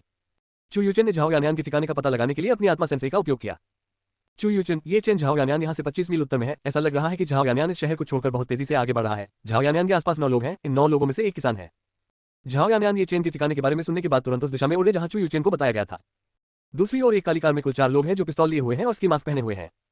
इस महिला की बॉस बहुत खूबसूरत लग रही है। क्या हम पहले ये खेल खेल सकते हैं? अपराधियों में से एक ने पूछा। हमें पहले एक बड़े बॉस का लाइसेंस लेना होगा और यह महिला बहुत सुंदर है। इसके अलावा अगर इसे बेचा गया तो यह निश्चित रूप से काफी महंगा होगा, बॉस नामक व्यक्ति ने अपने आदमियों से कहा। एज बाय पर फ्यूचर, कितनी शर्म की बात है, खलनायक ने कहा। स्कूल में शांत हो जाओ, वहां अभी भी 3 और खूबसूरत महिलाएं हैं जिनमें जिस कक्षा में मैंने प्रवेश किया था उसकी शिक्षिकाएं भी खूबसूरत हैं। मैं उनका अपहरण करने के लिए सही समय की तलाश करूंगा और हम निश्चित रूप से स्कूल की सभी खूबसूरत महिलाओं को बेचकर काफी पैसा कमा सकते हैं। युवक सूरा ने कार में सभी लोगों से कहा। झाओ यानयान इस समय कुर्सी के पीछे बैठे हैं और उनका मुंह कपड़े से बंद है। उनके हाथ और पैर भी रस्सी से बंधे हैं, जिससे वह कुछ भी करने में असमर्थ हैं। उनकी बातचीत से लगता है कि वे महिलाओं को बेचने की साजिश कर रहे होंगे। विदेश में अमीर लोगों के लिए गुलाम बनाए जाने के लिए झाओ यानयान ने नहीं सोचा था कि वह ऐसे लोगों के हाथों में पड़ जाएगा। शुरू में झाओ यानयान स्कूल के पीछे वाले पार्क में गए। स्कूल के पीछे वाला पार्क शायद ही कभी वहां जाता था। जब झाओ यानयान ये चेन का इंतजार कर रहे थे, एक सहपाठी उसके पास आया। ये युवक एक उदास युवक था जिसे ये चेन ने बचाया था जब वह पहली बार कक्षा जे में दाखिल हुआ था। इस युवक ने तुरंत एक कपड़ा निकाला और अपनी नाक बंद कर ली जब तक कि उसकी चेतना गायब नहीं हो गई। जब झाओ यानयान जागा हुआ था, झाओ यानयान कार में था और उसका मुंह और हाथ बंधे हुए थे और उसके चारों ओर 4 अपराधी थे जिन्होंने पिस्तौल बंदूकें लिए हुए इसकी मास्क पहने थे और झाओ यानयान के सिर पर निशाना साधा, जिससे झाओ यानयान बहुत डर गया। झाओ यानयान कभी भी ऐसी स्थिति में नहीं था। झाओ यानयान को केवल यह उम्मीद थी कि ये चेन उसे बचाने के लिए आएगा, लेकिन वर्तमान स्थिति में ये सिर्फ एक चमत्कार हो सकता है। ये चेन पूरी गति से उड़ा और अंततः झाओ यानयान को लाने वाले लोगों को पकड़ने में सफल रहा। ये चेन ने 2 काली कारों को बहुत तेज गति से चलते देखा, जिनमें से प्रत्येक में झाओ यानयान सहित 5 लोग सवार थे। झाओ यानयान को अपराधियों से भरी कार के पीछे और आगे बंद कर दिया गया है। ये चेन फिर उस कार के सामने कुछ दर्जन मीटर की दूरी पर उतरा। बाम, जब ये चेन उतरा तो ये चेन के चारों ओर की जमीन फट गई। झाओ यानयान का अपहरण करने वाले लोगों की कार तब भी रुकना नहीं चाहती थी जब उन्होंने ये चेन को अपने सामने देखा था। बॉस, सामने एक अजीब व्यक्ति है, क्या हमें रुक जाना चाहिए? दूसरी कार में बैठे अपराधी ने वॉकी टॉकी पर मुझसे कहा। एज बाय पर फ्यूचर, बस गोली चलाओ और उसे मार डालो, बॉस नाम के आदमी ने आगे की कार में बैठे लोगों को आदेश दिया। सामने के खलनायकों ने मेरा खिड़की खोली और ये चेन पर अपना सिर फोड़ दिया। Bank bank bank bank bank bank shot ध्वनि। ये चेन अपनी जगह पर खड़ा रहा, मानो उस पर निशाना साधी गई गोली उसके लिए कोई खतरा नहीं थी। गोलियां ये चेन पर बरस रही थी, लेकिन ये चेन को कोई चोट नहीं लगी। ये चेन का शरीर बहुत कठोर था। ये छोटी कैलिबर की गोली उसके लिए कोई खतरा नहीं थी। ऐसा लग रहा था कि उस कार को रुकने की इच्छा नहीं थी और वह ये चेन से टकराना चाहती थी। ये चेन ने टक्कर मारने के लिए खुद को तैयार कर लिया था। जब कार ये चेन से टकराने के लिए तैयार थी, ये चेन ने कार को तब तक टक्कर मारी जब तक वो 10 मीटर दूर नहीं उड़ गई। कार हवा में घूम गई और ये चेन से दर्जनों गज दूर जा गिरी और बुम की आवाज हुई। उसमें सवार 5 लोग बाहर नहीं निकल सके और कार के साथ ही उसमें विस्फोट हो गया। ये देखकर दूसरी कार ने तुरंत ब्रेक लगाया। चिटे, अचानक ब्रेक की आवाज सुनाई दी। कार ये चेन से करीब 10 मीटर दूर रुकी। 9 अपराधियों में से बचे हुए 4 लोग आखिरकार कार से बाहर निकले और झाओ यानयान को भी बाहर निकाला गया। 4 लोगों में से 2 ने अपने हथियार ये चेन पर और एक ने झाओ यानयान पर तान दिए। ये चेन इन 4 लोगों को देख रहा था। उनमें से एक उदास ये चेन था जिसे कल बचाया गया था जब वह कक्षा में प्रवेश करना चाहता था। ये चेन को पता नहीं था कि वह इन अपराधियों का सदस्य था। ये चेन ने झाओ यानयान को रोते हुए भी देखा और उसका मुंह कपड़े से बंद था और उसके हाथ और पैर बंधे हुए थे। झाओ यानयान ये चेन से कुछ कहना चाहता था, लेकिन दुर्भाग्य से उसके मुंह पर कपड़ा बंधा हुआ था जिससे वह बोल नहीं पा रहा था। ये चेन ने ये देखा तो उसे गुस्सा आ रहा था। इन बुरे लोगों ने झाओ यानयान को रुलाने की हिम्मत की। आप वास्तव में कौन हैं? अपराधियों के बॉस ने पूछा। अपराधियों के बॉस ने आग्नेयास्त्र का उपयोग नहीं किया, बल्कि एक हाथ वाले कटाना का उपयोग किया। एज बाय पर फ्यूचर, ये व्यक्ति लगभग 40 वर्ष का लग रहा था और उसके पास 30वें स्तर का रियल स्पिरिट फॉर्मेशन बेस था। इसलिए इन 4 लोगों में से केवल यह व्यक्ति ये चेन से नहीं डरता था। बाकी लोग थोड़ा कांपते हुए पिस्तौल पकड़ते थे। ये चेन ज्यादा बात नहीं करना चाहता था और तुरंत बिजली की गति से उन 4 लोगों की ओर दौड़ा। ये लोग ये चेन मूवमेंट को नहीं देख पाए थे। उन्हें सिर्फ इतना महसूस हुआ कि उनके सीने में दर्द हो रहा है और ये तीनों लोग दर्जनों मीटर दूर उड़ रहे थे। जब ये तीनों लोग जमीन पर उतरे तो उनका खून बह रहा था जो बहुत ज्यादा था और अंत में उनकी मौत हो गई। इस घटना को देखकर अपराधियों का सरगना अब और शांत नहीं रह सका। अपराधियों का सरगना जीवन और मौत की लड़ाई लड़ता रहा है और उसके हाथों अनगिनत लोग मारे गए हैं। लेकिन आज उन्हें एक ऐसे युवक से भय महसूस हो रहा है जो 20 वर्ष से भी कम उम्र का है। बुरे लोगों का बॉस अब और भाग नहीं सकता था, इसलिए उसने अपने दांत पीस लिए और ये चेन से लड़ने के लिए तैयार हो गया। ये चेन ने अपनी तर्जनी उंगली उठाई और तर्जनी से आग निकली। फिर ये चेन ने उस आग को खलनायक की ओर निर्देशित किया। जब आग ये चेन की उंगली से निकलकर क्रिमिनल बॉस की ओर बढ़ी, जब आग ने क्रिमिनल बॉस को छुआ तो आग तुरंत बढ़ गई और उसने क्रिमिनल बॉस को ढक लिया। अपराधी का सरगना दर्द से चिल्ला रहा है। 1 मिनट में ही उसका पूरा शरीर जलकर राख हो गया है। ये चेन ने अपनी ताकत को बिल्कुल भी नहीं रोका, इसलिए आत्मनिर्माण साधक के लिए वह निश्चित रूप से बिना किसी प्रतिरोध के उसे तुरंत मारने में सक्षम होगा। झाओ यानयान ऐसा दृश्य देखकर काफी आश्चर्यचकित हुआ। अंत में सभी बुरे लोगों को ये चेन द्वारा समाप्त कर दिया गया। फिर ये चेन ने झाओ यानयान के शरीर के सभी बंधन खोल दिए। जब सारे बंधन खुल गए तो झाओ यानयान रो पड़ी और ये चेन को गले लगा लिया। ये सब हो गया है। ये चेन ने झाओ यानयान की पीठ थपथपाई ताकि वह शांत हो जाए। ये चेन, मैं बहुत डरी हुई हूँ, मुझे डर है कि मैं तुम्हें अब और नहीं देख पाऊंगी, झाओ यानयान ने ये चेन की बाहों में रोते हुए कहा। यानयान, मैं हमेशा तुम्हारे लिए रहूंगा और हमेशा तुम्हारी रक्षा करूंगा, मैं वादा करता हूँ, ये चेन ने कसम खाई। इस अराजक जगह को देखकर निश्चित रूप से जल्द ही यहाँ पुलिस का एक स्वर आएगा, इसलिए ये चेन और झाओ यानयान को भी तुरंत जाना चाहिए ताकि आगे की परेशानी में न पड़े। यानयान, चलो इस जगह से चले जाएं। ये चेन ने झाओ यानयान को ये जगह छोड़ने के लिए आमंत्रित किया। झाओ यानयान ने केवल आज्ञाकारी ढंग से सिर हिलाया, फिर ये चेन ने एक राजकुमारी की तरह झाओ यानयान को उठाया और उड़ गई। उस घटना को देखने के बाद ये चेन को फिर से झाओ यानयान से अपनी शक्ति छिपाने की जरूरत नहीं पड़ी। मेनू दिखाओ। उपन्यास ऑनलाइन पूरा पढ़े। उपन्यास बिन। उपन्यास सच्चा ईश्वर बनने की यात्रा अध्याय 38 दोहरी खेती। सच्चा ईश्वर बनने की यात्रा सी 38 दोहरी खेती। एड्स बाय पर फ्यूचर। अध्याय 38 दोहरी खेती। चेतावनी, यदि आपको ये दृश्य पसंद नहीं है या आप नाबालिग हैं तो इस दृश्य में वयस्क दृश्य है। ये चेन झाओ यानयान को लेकर उस होटल के स्थान पर गया जहां ये चेन रहता था। ये चेन झाओ यानयान को स्कूल नहीं ले गया। ये चेन ने झाओ यानयान को पहले शांत करने के लिए अपने स्थान पर लाया। ये झाओ यानयान की भलाई के लिए भी था। झाओ यानयान नीचे का दृश्य देख रही है। पहली बार झाओ यानयान उड़ रही थी, लेकिन विमान पर नहीं बल्कि ये चेन की बाहों में। झाओ यानयान ने लोगों को उड़ते हुए देखने का दृश्य केवल टेलीविजन पर देखा था, लेकिन झाओ यानयान को यह अंदाजा नहीं था कि वह इसे वास्तविक जीवन में महसूस करेगा। झाओ यानयान ने पूछा कि क्या ये चेन एक सुपर ह्यूमन था। 5 मिनट की यात्रा के बाद ये चेन झाओ यानयान को खुली खिड़की के माध्यम से अपने कमरे में ले आया। झाओ यानयान, ये चेन आपके पास और कितने रहस्य हैं? वास्तव में, झाओ यानयान ने पूछा। ये चेन, यानयान, मैं इसे आपसे छिपाना नहीं चाहता, लेकिन मुझे डर है कि आप इसे स्वीकार नहीं कर पाएंगे। झाओ यानयान ने कहा, ऐसा मत कहो, मैं तुम्हें निश्चित रूप से वैसे ही स्वीकार करूंगा जैसे तुम हो। ये चेन झाओ यानयान के शब्दों से काफी प्रभावित हुए। ये चेन ने झाओ यानयान का हाथ लिया और उसे अपने दोनों हाथों से पकड़ लिया और कहा, मैं भी तुम्हें स्वीकार करूंगा क्योंकि यानयान प्रिय है। दोनों की आंखें मिली। ये चेन ने झाओ यानयान के चेरी होंठ देखे, फिर ये चेन झाओ यानयान के होठों की ओर बढ़ी। झाओ यानयान को पता था कि ये चेन क्या करेगा, इसलिए झाओ यानयान ने अपनी आंखें बंद कर ली। उसके दोनों होंठ मिले। ये चेन ने झाओ यानयान को लालच से चूमा, तब तक नहीं जब तक ये चेन ने अपनी जीभ झाओ यानयान के मुंह में नहीं डाल दी। झाओ यानयान ने भी ये चेन के साथ सहयोग करना शुरू कर दिया। दोनों की जीभ एक दूसरे से उलझी हुई थी। इस तरह के चुंबन की भावना ने झाओ यानयान को तुरंत अपना दिमाग खो दिया। एड्स बाय पर फ्यूचर। अंततः जब झाओ यानयान सांस नहीं ले सका तो ये चेन ने उसे जाने दिया। ये चेन ने झाओ यानयान को उठाया और उसे बिस्तर पर फेंक दिया। ये चेन अब इसे बर्दाश्त नहीं कर सकता था। ये चेन ने पहले खिड़की और पर्दे बंद कर दिए। झाओ यानयान ने ये चेन से पूछा। ये चेन ने अपना हाथ हिलाया और तुरंत खिड़की और पर्दे बंद हो गए, जिससे ये जगह थोड़ी अंधेरी हो गई। झाओ यानयान जानती थी कि ये चेन आगे क्या करेगा। अपने दिल की गहराइयों से झाओ यानयान ने ये चेन को अपने पति के रूप में स्वीकार कर लिया था। ये चेन ने झाओ यानयान के कपड़े के बटन खोलने शुरू कर दिए और ये चेन की आंखों के सामने एक सादी सफेद ब्रा दिखाई दी। फिर ये चेन ने सफेद ब्रा को छोड़ दिया। ब्रा हटा दिए जाने के बाद झाओ यानयान की 2 नई विकसित दोहरी चोटियां ये चेन की आंखों में उजागर हो गई। ये चेन ने फिर 2 बहुत नरम डबल चोटियों को छुआ और निचोड़ा, जिससे झाओ यानयान को खुशी का दौरा पड़ा। ये चेन ने किंग्स हॉर्न तकनीक का उपयोग किया, जिससे झाओ यानयान को अधिक से अधिक आनंद मिलने लगा। ये चेन हल्का हो गया है। झाओ यानयान ने ये चेन के स्पर्श का आनंद लेते हुए कराहते हुए कहा। झाओ यानयान पहले से ही ये चेन के स्पर्श से स्वर्ग में महसूस कर रहा था। ये चेन ने झाओ यानयान की दोहरी चोटी को देखा और 2 गुलाबी चेरी झाओ यानयान को देखा। ये चेन ने फिर 2 गुलाबी चेरी के साथ खेला, उसे अपने मुंह में डाला और उसे एक दूध पीते बच्चे की तरह चूसा। झाओ यानयान केवल खुशी से करा सकता था। झाओ यानयान ने अपने जीवन में कभी इस तरह का आनंद महसूस नहीं किया था, जिससे वह कुछ और कहने में समर्थ हो गया था। झाओ यानयान ने महसूस किया कि उसका निचला हिस्सा गीला हो गया था, रस उसके निचले शरीर के छेद से बाहर निकला था। NO-well-being.co।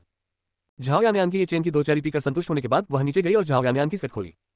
यानयान की पैंटी खोलते समय झाओ यानयान पहले से ही झाओ यानयान के अपने रस से गीली थी। ये चेन, मत देखो, ये शर्म की बात है। झाओ यानयान ने अपने हाथों से अपने निजी अंगों को ढकने की कोशिश की।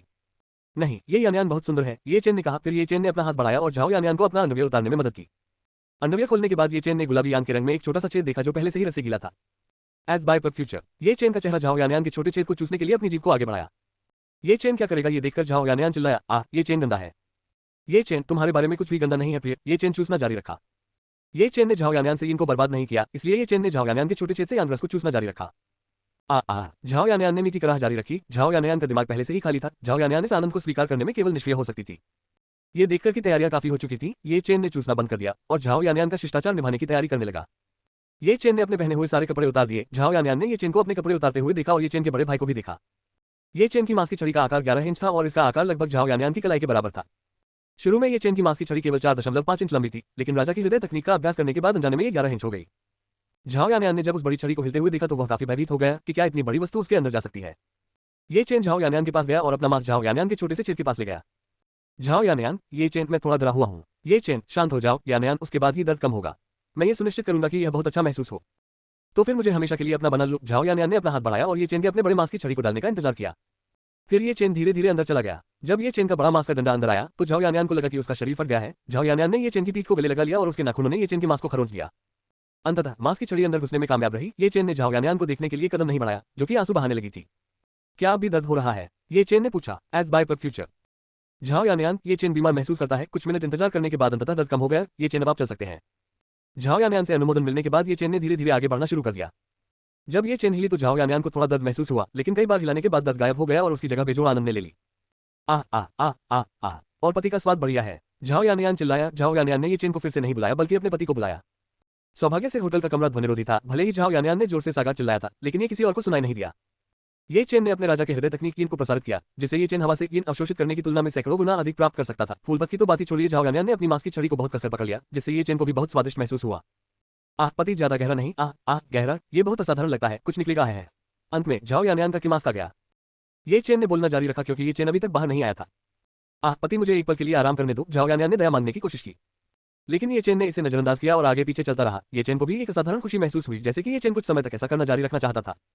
लड़ाई जारी रही। 1 घंटे के बाद ये चेन ने अंततः बुनगा झाओ यानयान की गहराई में अपनी यानकी को बाहर निकाल लिया।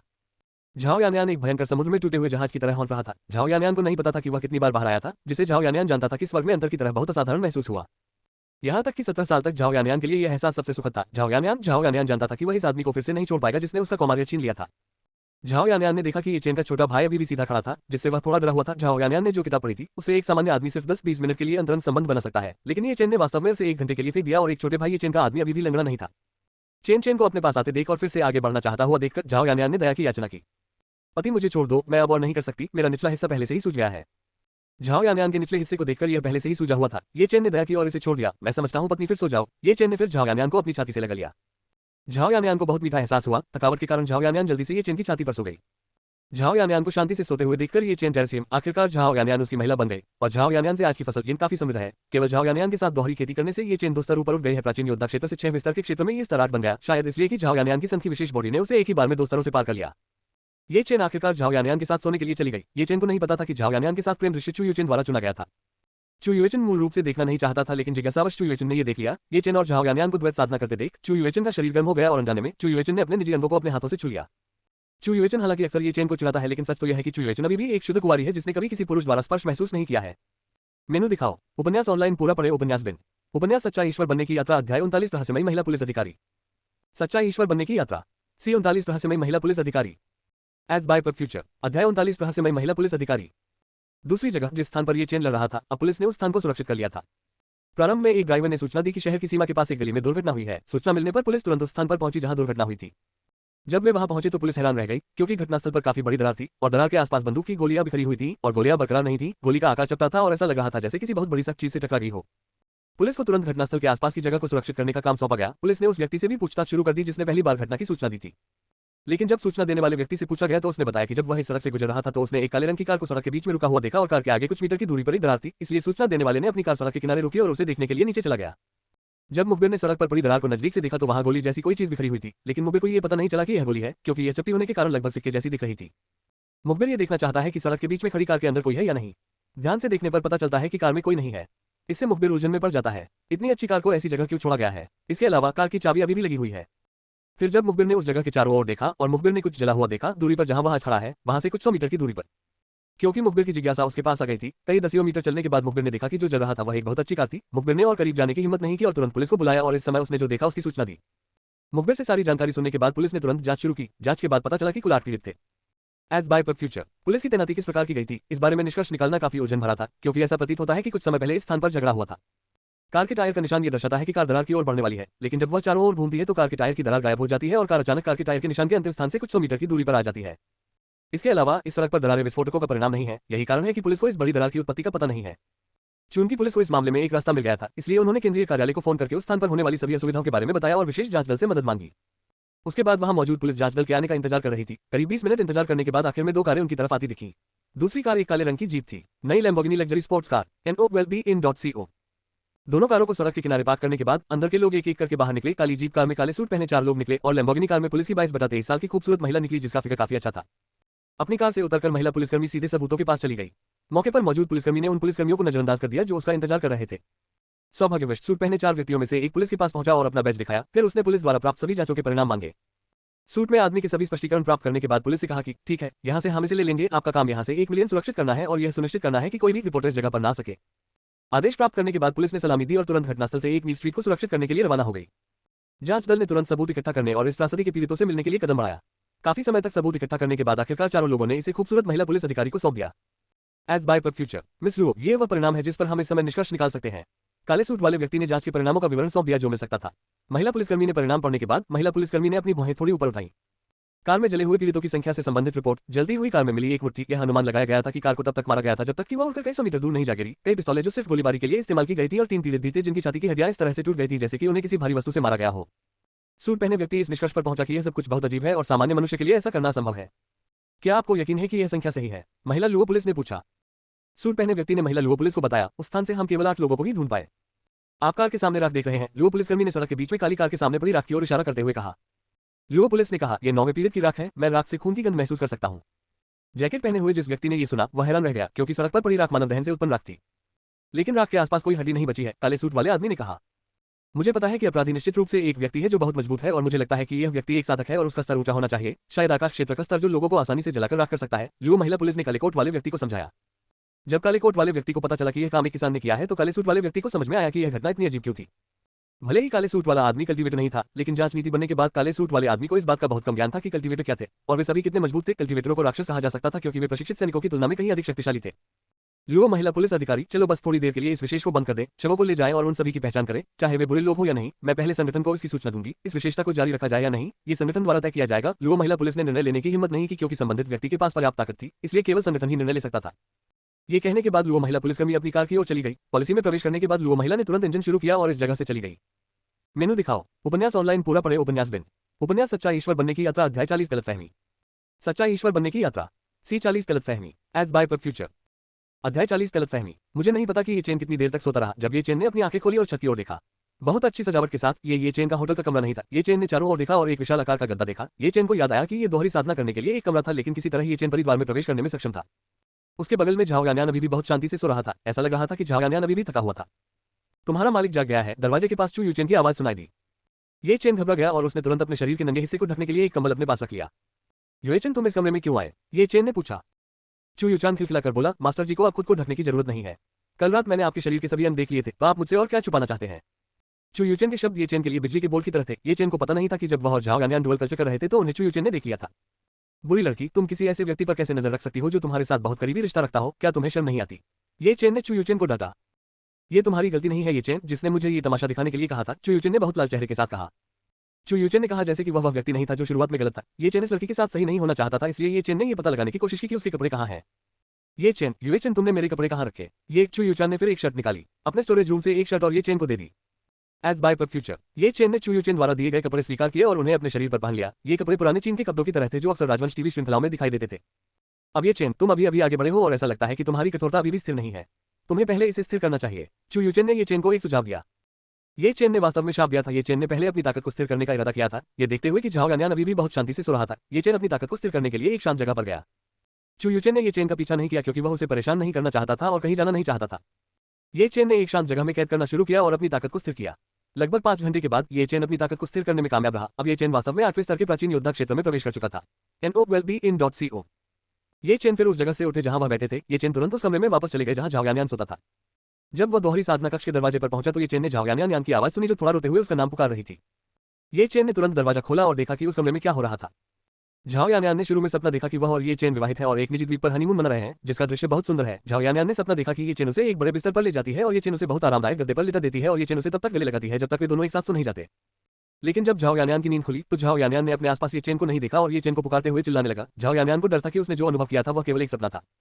झाओ यान्यान जो निराशा से सिकुड़ा हुआ महसूस कर रहा था, लगातार ये चेन का नाम पुकार रहा था। अंततः दरवाजा खुला और ये चेन की आकृति उस दरवाजे के पीछे से बाहर आए। ये चेन ने झाओ यान्यान को देखा जो बिस्तर पर बैठी थी। प्रिय पत्नी, क्या हो रहा है? ये चेन ने चिंतित होकर पूछा। ये चेन फिर झाओ यान्यान के पास पहुंची और झाओ यान्यान ने तुरंत ये चेन को गले लगा लिया। पति हर जगह, तुम अभी मुझे बहुत डर था कि तुम मुझे छोड़ दोगे। झाओ यान्यान ने ये चेन को बहुत कसकर गले लगाते हुए कहा। एड्स बाय फ्यूचर। शांत हो जाओ, मैं तुम्हें इस जीवन और अगले जीवन में नहीं छोड़ूंगा, ये चेन ने कहा। उसके बाद ये चेन ने झाओ यान्यान को चूमा। झाओ यान्यान ने भी ये चेन को चूमना शुरू कर दिया। वे दोनों इतनी देर तक चूमते रहे कि खांसने की आवाज ने उन दोनों को जगा दिया। जिस व्यक्ति ने इस क्षण को परेशान किया वह चू यूचेन था। चू यूचेन मूल रूप से ये चेन की हालत देखना चाहता था, लेकिन जब चू यूचेन ने कमरे में प्रवेश किया तो उसने देखा कि ये चेन और झाओ यान्यान भी चुंबन कर रहे थे। लेकिन क्योंकि उन दोनों के चुंबन में काफी समय लगा, चू यूचेन को गुस्सा आ गया और उसने उन दोनों की दुनिया को बाधित करने के लिए खांसी की। ये चेन ने चू यूचेन को उसे परेशान करने के लिए शत्रुता के साथ देखा, जबकि झाओ यान्यान ने अपने सामने उस महिला को देखा जो बहुत सुंदर थी, परियों के देश की परी की तरह। झाओ यान्यान काफी उत्सुक थी कि यह खूबसूरत महिला कौन है, इसलिए झाओ यान्यान ने महिला से पूछा, आप कौन है? मैं चू यूचेन, ये चेन का नौकर हूं, सही स्वामी प्रिय, चू यूचेन ने ये चेन को चिढ़ाते हुए कहा। ये चेन जानता था कि चू यूचेन का चरित्र कैसा है, जो उसे चिढ़ाना पसंद करता था, लेकिन इस बार चू यूचेन ने उसे झाओ यान्यान के सामने चिढ़ाया तो यह निश्चित रूप से उनके सामने एक गलतफहमी होगी। झाओ यान्यान ने ये सुना तो झाओ यान्यान ने अपनी भौहें उठाई और संतुष्ट नहीं हुई। झाओ यानयान ने फिर अपना हाथ बढ़ाया और ये चेन की कमर पर चुटकी ली। पति कृपया समझाएं कि सुंदर महिला ने अभी क्या कहा। आह यानयान बीमार है, मैं समझाती हूँ, पहले जाने दो। वास्तव में ये चेन को दर्द महसूस नहीं होता है, लेकिन अगर ये चेन नाटक नहीं करता है तो झाओ यानयान और भी अधिक क्रोधित हो सकता है। ये चेन यानयान, हमारा रिश्ता केवल स्वामी और नौकरों तक ही सीमित है और कोई अन्य विशेष संबंध नहीं है। ये चेन ने झाओ यानयान को समझाने की कोशिश की। चू यूचेन, तुम्हारा मालिक बहुत बुरा है, मेरे साथ ऐसा करने के बाद तुम मुझे फीक दोगे। चू यूचेन ने थोड़ा रोते हुए कहा। एज बाय पर फ्यूचर, इस महिला ये चेन को इस बात का कोई अंदाजा नहीं था कि चू यूचेन अभिनय में बहुत अच्छी थी। अगर यह जारी रहा तो शायद ये वास्तव में गलतफहमी का कारण बन सकता है। यानयान की बहन, तुम्हें ये चेन का सामान पैक करने में मेरी मदद करनी होगी। चू यूचेन शिकायत करते हुए झाओ यानयान की ओर दौड़ा। झाओ यानयान ने तुरंत ये चेन को शत्रुतापूर्ण नजर से देखा। ये चेन बाहर आई है, मैं बहन चू यूचेन के साथ कुछ चर्चा करना चाहता हूँ। झाओ यानयान ने ये चेन को इस कमरे से बाहर निकाल दिया। यानयान, क्या मैं तुम्हें ये समझा सकता हूँ? ये चेन ने झाओ यानयान को समझाने की कोशिश करते हुए कहा। झाओ यानयान ने कहा, इसमें समझाने जैसा कुछ भी नहीं है, जल्दी करो और यहाँ से निकल जाओ। ये चेन इस सबसे असहाय था और केवल कमरे से बाहर जा सकता था, लेकिन उसके दिल में ये चेन ने पहले ही कसम खा ली थी कि अगर ये चेन उसे पकड़ लेता है तो वह चू यूचेन को सजा देगा। अब कमरे में केवल झाओ यानयान और चू यूचेन बस पूछी। चू यूचेन हंस रहे थे। झाओ यानयान काफी उलझन में थे कि चू यूचेन अचानक क्यों हंसे। यानयान की छोटी बहन, मेरा अभिनय कैसा था? चू यूचेन ने कहा। क्या अब झाओ यानयान आश्चर्यचकित था कि उसे इस बात का कोई अंदाजा नहीं था कि चू यूचेन उसके सामने अभिनय कर रहा था। यहाँ तक कि झाओ यानयान ने ये चेन को डांटा भी। झाओ यानयान को डर था कि ये चेन नाराज है और अब उसे जाने नहीं देना चाहता। झाओ यानयान ने चू यूचेन को धक्का दिया और तुरंत ये चेन का पीछा किया।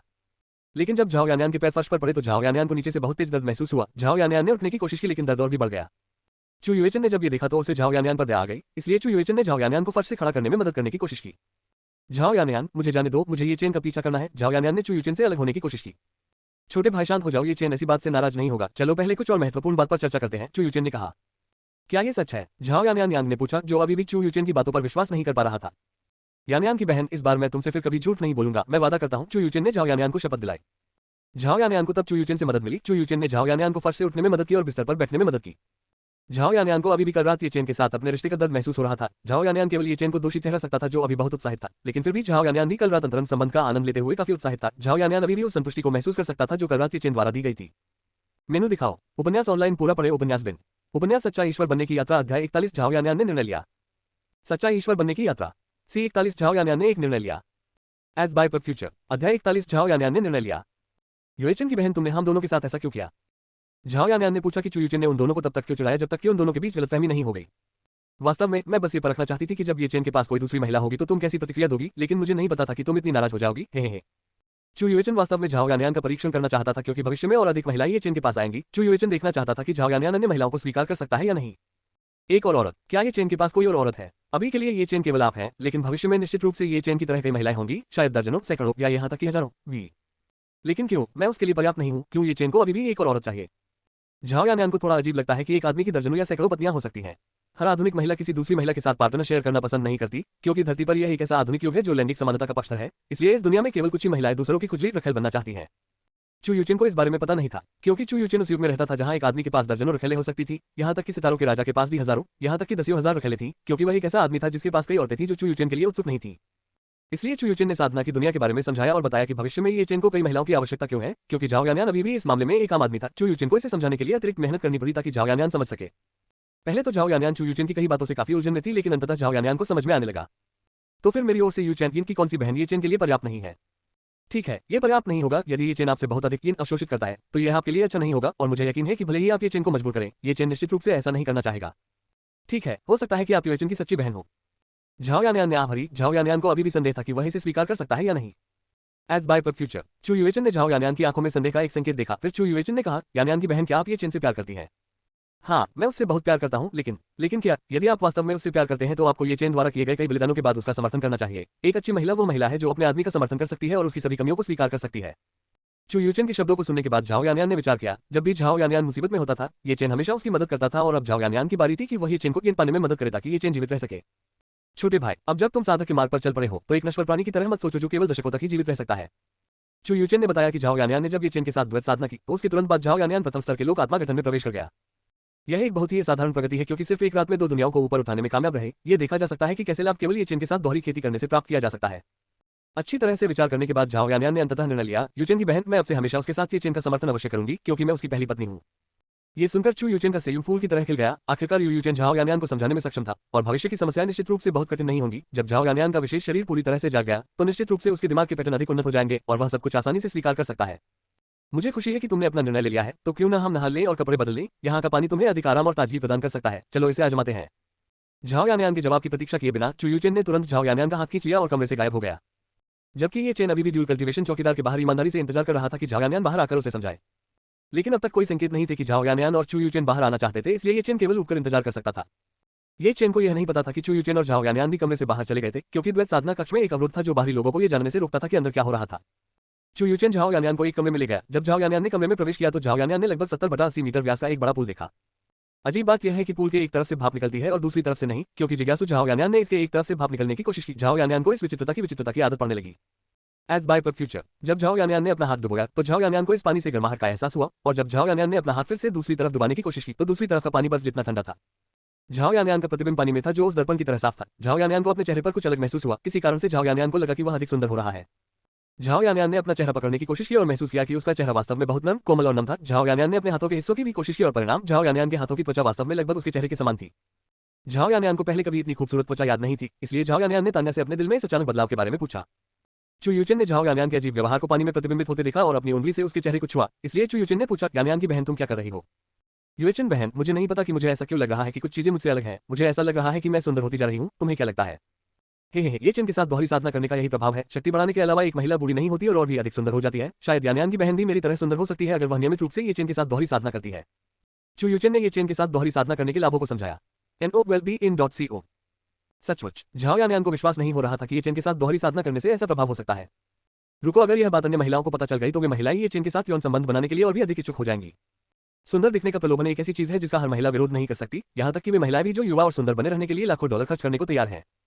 इसके अलावा महिलाओं को केवल ये चेन के साथ दोहरी साधना करनी होगी। स्वतंत्र होने के अलावा महिलाओं को अद्वितीय आनंद मिलेगा।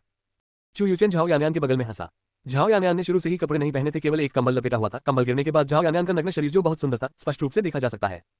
झाओ यानयान फिर नहाने के पूल की ओर चला गया। झाओ यानयान को ठंडा पानी पसंद नहीं था, इसलिए झाओ यानयान ने पानी के गर्म हिस्से में जाने का फैसला किया। जब झाओ यानयान ने अपना पूरा शरीर दफनाया तो झाओ यानयान को बहुत आराम महसूस हुआ। एज बाय पर फ्यूचर, झाओ यानयान ने पीछे से लोगों के कपड़े उतारने की आवाज सुनी तो झाओ यानयान उत्सुक हो गए। फिर झाओ यानयान ने पीछे मुड़कर देखा। झाओ यानयान ने देखा कि चू यूचेन ने अपने सारे कपड़े बर्बाद कर दिए थे। एक बेजोड़ चेहरे के अलावा चू यूचेन का नग्न शरीर वास्तव में एकदम सही था। उसका फिगर एक राक्षस की तरह था जिसकी कमर एक विलो पेड़ की तरह थी। बहुत सेक्सी पैर थे और साथ ही 2 F कप टॉप थे जिनका आकार एकदम सही था। यदि आप इसे देखें तो यह संयोजन पुरुषों को पागल कर सकता है। चू यूचेन भी गर्म स्नान पूल के किनारे में प्रवेश किया और झाओ यानयान के बगल में भी गया। झाओ यानयान ने चू यूचेन पर्वत की 2 चोटियों को देखा और इसकी तुलना अपनी नई विकसित संपत्ति के साथ की। पुरुषों को अपने छोटे भाइयों की तुलना करना पसंद है, इसी प्रकार महिलाओं को अपने शरीर के अंगों की तुलना करना पसंद है। अंततः उन दोनों ने अपने शरीर को गर्म पानी से साफ करना शुरू कर दिया और ये चेन के विषय पर बातचीत करने लगे। झाओ यानयान काफी मुश्किल है क्योंकि इस शर्ट को पहनना मुश्किल है, क्योंकि झाओ यानयान ने पहले कभी इस सिरेमिक शर्ट को नहीं पहना है। चू यूचेन ने अपने कपड़े पहनना समाप्त कर दिया था। ये देखकर कि झाओ यानयान को अपने कपड़े पहनने में बहुत मुश्किल हो रही थी, चू यूचेन ने फिर झाओ यानयान की मदद की कि उसे कैसे पहनना है। चू यूचेन की सहायता के बाद आखिरकार झाओ यानयान ने इसे पहनना समाप्त कर दिया। झाओ यानयान इस पोशाक को पहनते समय बहुत सुंदर लग रही थी, जैसे स्वर्ग से उतरी एक परी। झाओ यानयान ने खुद को आईने में देखा और विश्वास नहीं कर सकी कि प्राचीन कपड़े उसके लिए बहुत उपयुक्त थे, जिससे झाओ यानयान और भी सुंदर लग रही थी। काम खत्म करने के बाद वे दोनों ये चेन से मिलने का इरादा रखते हैं। ये चेन अभी भी उस कमरे के दरवाजे के सामने धैर्यपूर्वक इंतजार कर रहा था। आखिरकार दरवाजा खुला और ये चेन ने चू यूचेन और झाओ यानयान को कमरे से बाहर आते देखा और झाओ यानयान ने ऐसे कपड़े पहने थे जो लगभग चू यूचेन द्वारा पहने गए कपड़ों के समान थे। ऐसे कपड़ों में झाओ यानयान सचमुच एक खूबसूरत परी की तरह लग रही थी। झाओ यानयान फिर ये चेन के करीब चला गया। यानयान, मुझे इससे पहले कि ये चेन अपनी बात पूरी कर पाता, झाओ यानयान की उंगलियों ने उसका मुंह बंद कर दिया। ये चेन को इसे फिर से समझाने की जरूरत नहीं है, यूचेन की बहन ने मुझे पहले ही सब कुछ समझा दिया है। ये चेन ने चू यूचेन की ओर देखा और चू यूचेन ने ये चेन को एक शरारती मुस्कान दी। ठीक है, ये चेन, मैं अपने रूप के बारे में क्या सोचता हूँ? तुम उस पत्नी के कपड़ों में बहुत सुंदर लग रहे हो। झाओ यानयान को ये चेन द्वारा प्रशंसा किए जाने पर बहुत खुशी महसूस हुई और उसका दिल खिले हुए फूलों से भर गया। मेनू दिखाओ। उपन्यास ऑनलाइन पूरा पढ़े। उपन्यास बिन। उपन्यास सच्चा ईश्वर बनने की यात्रा, अध्याय 42 फेरी गेट लेवल अप। सच्चा ईश्वर बनने की यात्रा, C42 fairy get level up. एज बाय पर फ्यूचर, अध्याय 42 fairy get level up. Zhao Yanyan, ओ हाँ पति, हम आगे क्या करने जा रहे हैं? ये चेन, क्यों ना हम यानयान की छोटी बहन के लिए कई तकनीकें चुने। हालांकि यानयान की छोटी बहन साधना की दुनिया में प्रवेश कर चुकी है और यानयान की छोटी बहन के पास अभी तक कोई तकनीक नहीं है। चू यूचेन ने ये चेन को तुरंत तकनीकी भंडारण शिवालय में जाने के लिए कहा। ये चेन को यह भी एहसास हुआ कि झाओ यानयान ने खेती की दुनिया में प्रवेश किया था और पहले से ही दायरे के आत्मा गठन की शुरुआत में था। झाओ यानयान की प्रगति केवल ये चेन के साथ द्वैत साधना करके वास्तव में आश्चर्यजनक थी। इसके अलावा झाओ यानयान शुरू से ही केवल एक सामान्य मानव था जिसने मार्शल क्षेत्र के स्तर में प्रवेश भी नहीं किया था। लेकिन केवल रातों-रात समय में वृद्धि हुई है। 2 दुनियाएं तुरंत आत्मा गठन क्षेत्र के प्रारंभिक स्तर पर हैं। अगर पृथ्वी पर साधक जिन्होंने कई दशकों का अभ्यास किया है और केवल आत्मा गठन क्षेत्र के स्तर पर पैर रख सकते हैं, तो ये खबर पता चली, वे निश्चित रूप से खून उगलेंगे। अंततः ये चेन झाओ यानयान और चू यूचेन के साथ पगोडा टॉवर पर गए, एक ऐसा स्थान जहां खेती की तकनीकों को संग्रहित किया जाता था। रास्ते में ये चेन झाओ यानयान को साधना का आधार समझाना नहीं भूले। उसके पिता ये चेन और महिलाएं शिवालय के प्रवेश द्वार के सामने पहुंचे, फिर वे सभी उसमें प्रवेश कर गए। हमारी पत्नी खेती की तकनीक की खेती करने वाली जगह पर आ गई है, चलो देखते हैं। देखो और अगर तुम्हें कोई तकनीक पसंद आ जाए तो उसे अपना लो। इसके बाद यानयान ने मौजूदा अलमारियों में जाकर अपनी पसंद की तकनीक की खोज शुरू कर दी। ने यूचेन, क्या आपको लगता है कि खेती की यह तकनीक यानयान के लिए उपयुक्त है? ये चेन ने चू यूचेन से पूछा क्योंकि चू यूचेन का अनुभव उससे अधिक समृद्ध था। क्योंकि यानयान की छोटी बहन एक शारीरिक संत है, इसलिए प्रकाश विशेषता की तकनीक उसके लिए सबसे उपयुक्त होनी चाहिए। लेकिन यानयान के छोटे भाई को वह चुनने दो जो उसे पसंद है। भाग्य को अपना रास्ता खोजने दो, लेकिन ऐसा लगता है कि इसमें कुछ समय लगेगा। ये कहने के बाद चू यूचेन उसी कुर्सी पर बैठ गया जब ये चेन पहली बार इस शिवालय में आया था। ये चेन ने झाओ यानयान को देखा जो एक एक करके तकनीकी पुस्तकों को छाट रहा था। झाओ यानयान की गति वास्तव में बहुत धीमी थी। एज बाय पर फ्यूचर, झाओ यानयान को तकनीक प्राप्त करने की प्रतीक्षा करना। झाओ यानयान चाहता था कि ये चेन चू यूचेन के बगल में बैठे और धैर्यपूर्वक प्रतीक्षा करे। लगभग 4 घंटे के बाद झाओ यानयान को आखिरकार वांछित तकनीक मिल गई। झाओ यानयान ने पहली 2 तकनीकों को अपनाया, आकाश को दंडित करने के लिए प्रकाश तकनीक और दूसरी तकनीक देवीराग तकनीक थी। ये चेन ने उस तकनीक का विवरण देखा जिसे झाओ यानयान अपने हाथ में पकड़े हुए था। स्वर्ग की दंडात्मक प्रकाश तकनीक। जो कोई भी इस तकनीक का अभ्यास करता है वह प्रकाश विशेषता का उपयोग कर सकता है और इस तकनीक में कुछ विशेष हमले भी हैं। इस पुस्तक में केवल 3 कौशलों का उपयोग स्वर्ग के न्याय के प्रकाश को सीखने के बाद किया जा सकता है। वे हैं प्रकाश श्रृंखला, प्रकाश की ढल और प्रकाश तलवार। लाइट चेन कुछ समय के लिए सभी दुश्मन की गतिविधियों को सील कर सकता है। दुश्मन की गतिविधियों को सील करने की अवधि नियंत्रण के स्तर पर निर्भर करती है। प्रकाश शील्ड उपयोगकर्ता के चारों ओर सुरक्षा कवच बनाता है और दुश्मन द्वारा किए गए सभी हमलों को रोकता है। रक्षा बल भी उपयोग के स्तर के अनुसार समायोजित हो जाता है। प्रकाश तलवार, प्रकाश से एक उड़ने वाली तलवार बनाना। इस उड़ने वाली तलवार का उपयोग दुश्मन पर हमला करने या दुश्मन के हमले से बचाव के लिए किया जा सकता है, उड़ने वाली तलवार की गति को नियंत्रित करने के लिए। और दूसरी तकनीक है देवी की राग तकनीक। वह महिला देवी जो युद्ध के मैदान में संगीत बजाती है, जिससे सहयोगियों को आशीर्वाद मिलता है और दुश्मनों को श्राप मिलता है। ये तकनीक दोस्तों की शक्ति को मजबूत कर सकती है और जारी की गई दोनों के दुश्मन को भ्रमित कर सकती है और इसकी एक बहुत व्यापक सीमा होती है। मेलोडिक देवी तकनीक भी बहुत दूरी से कई दुश्मनों को मार सकती है।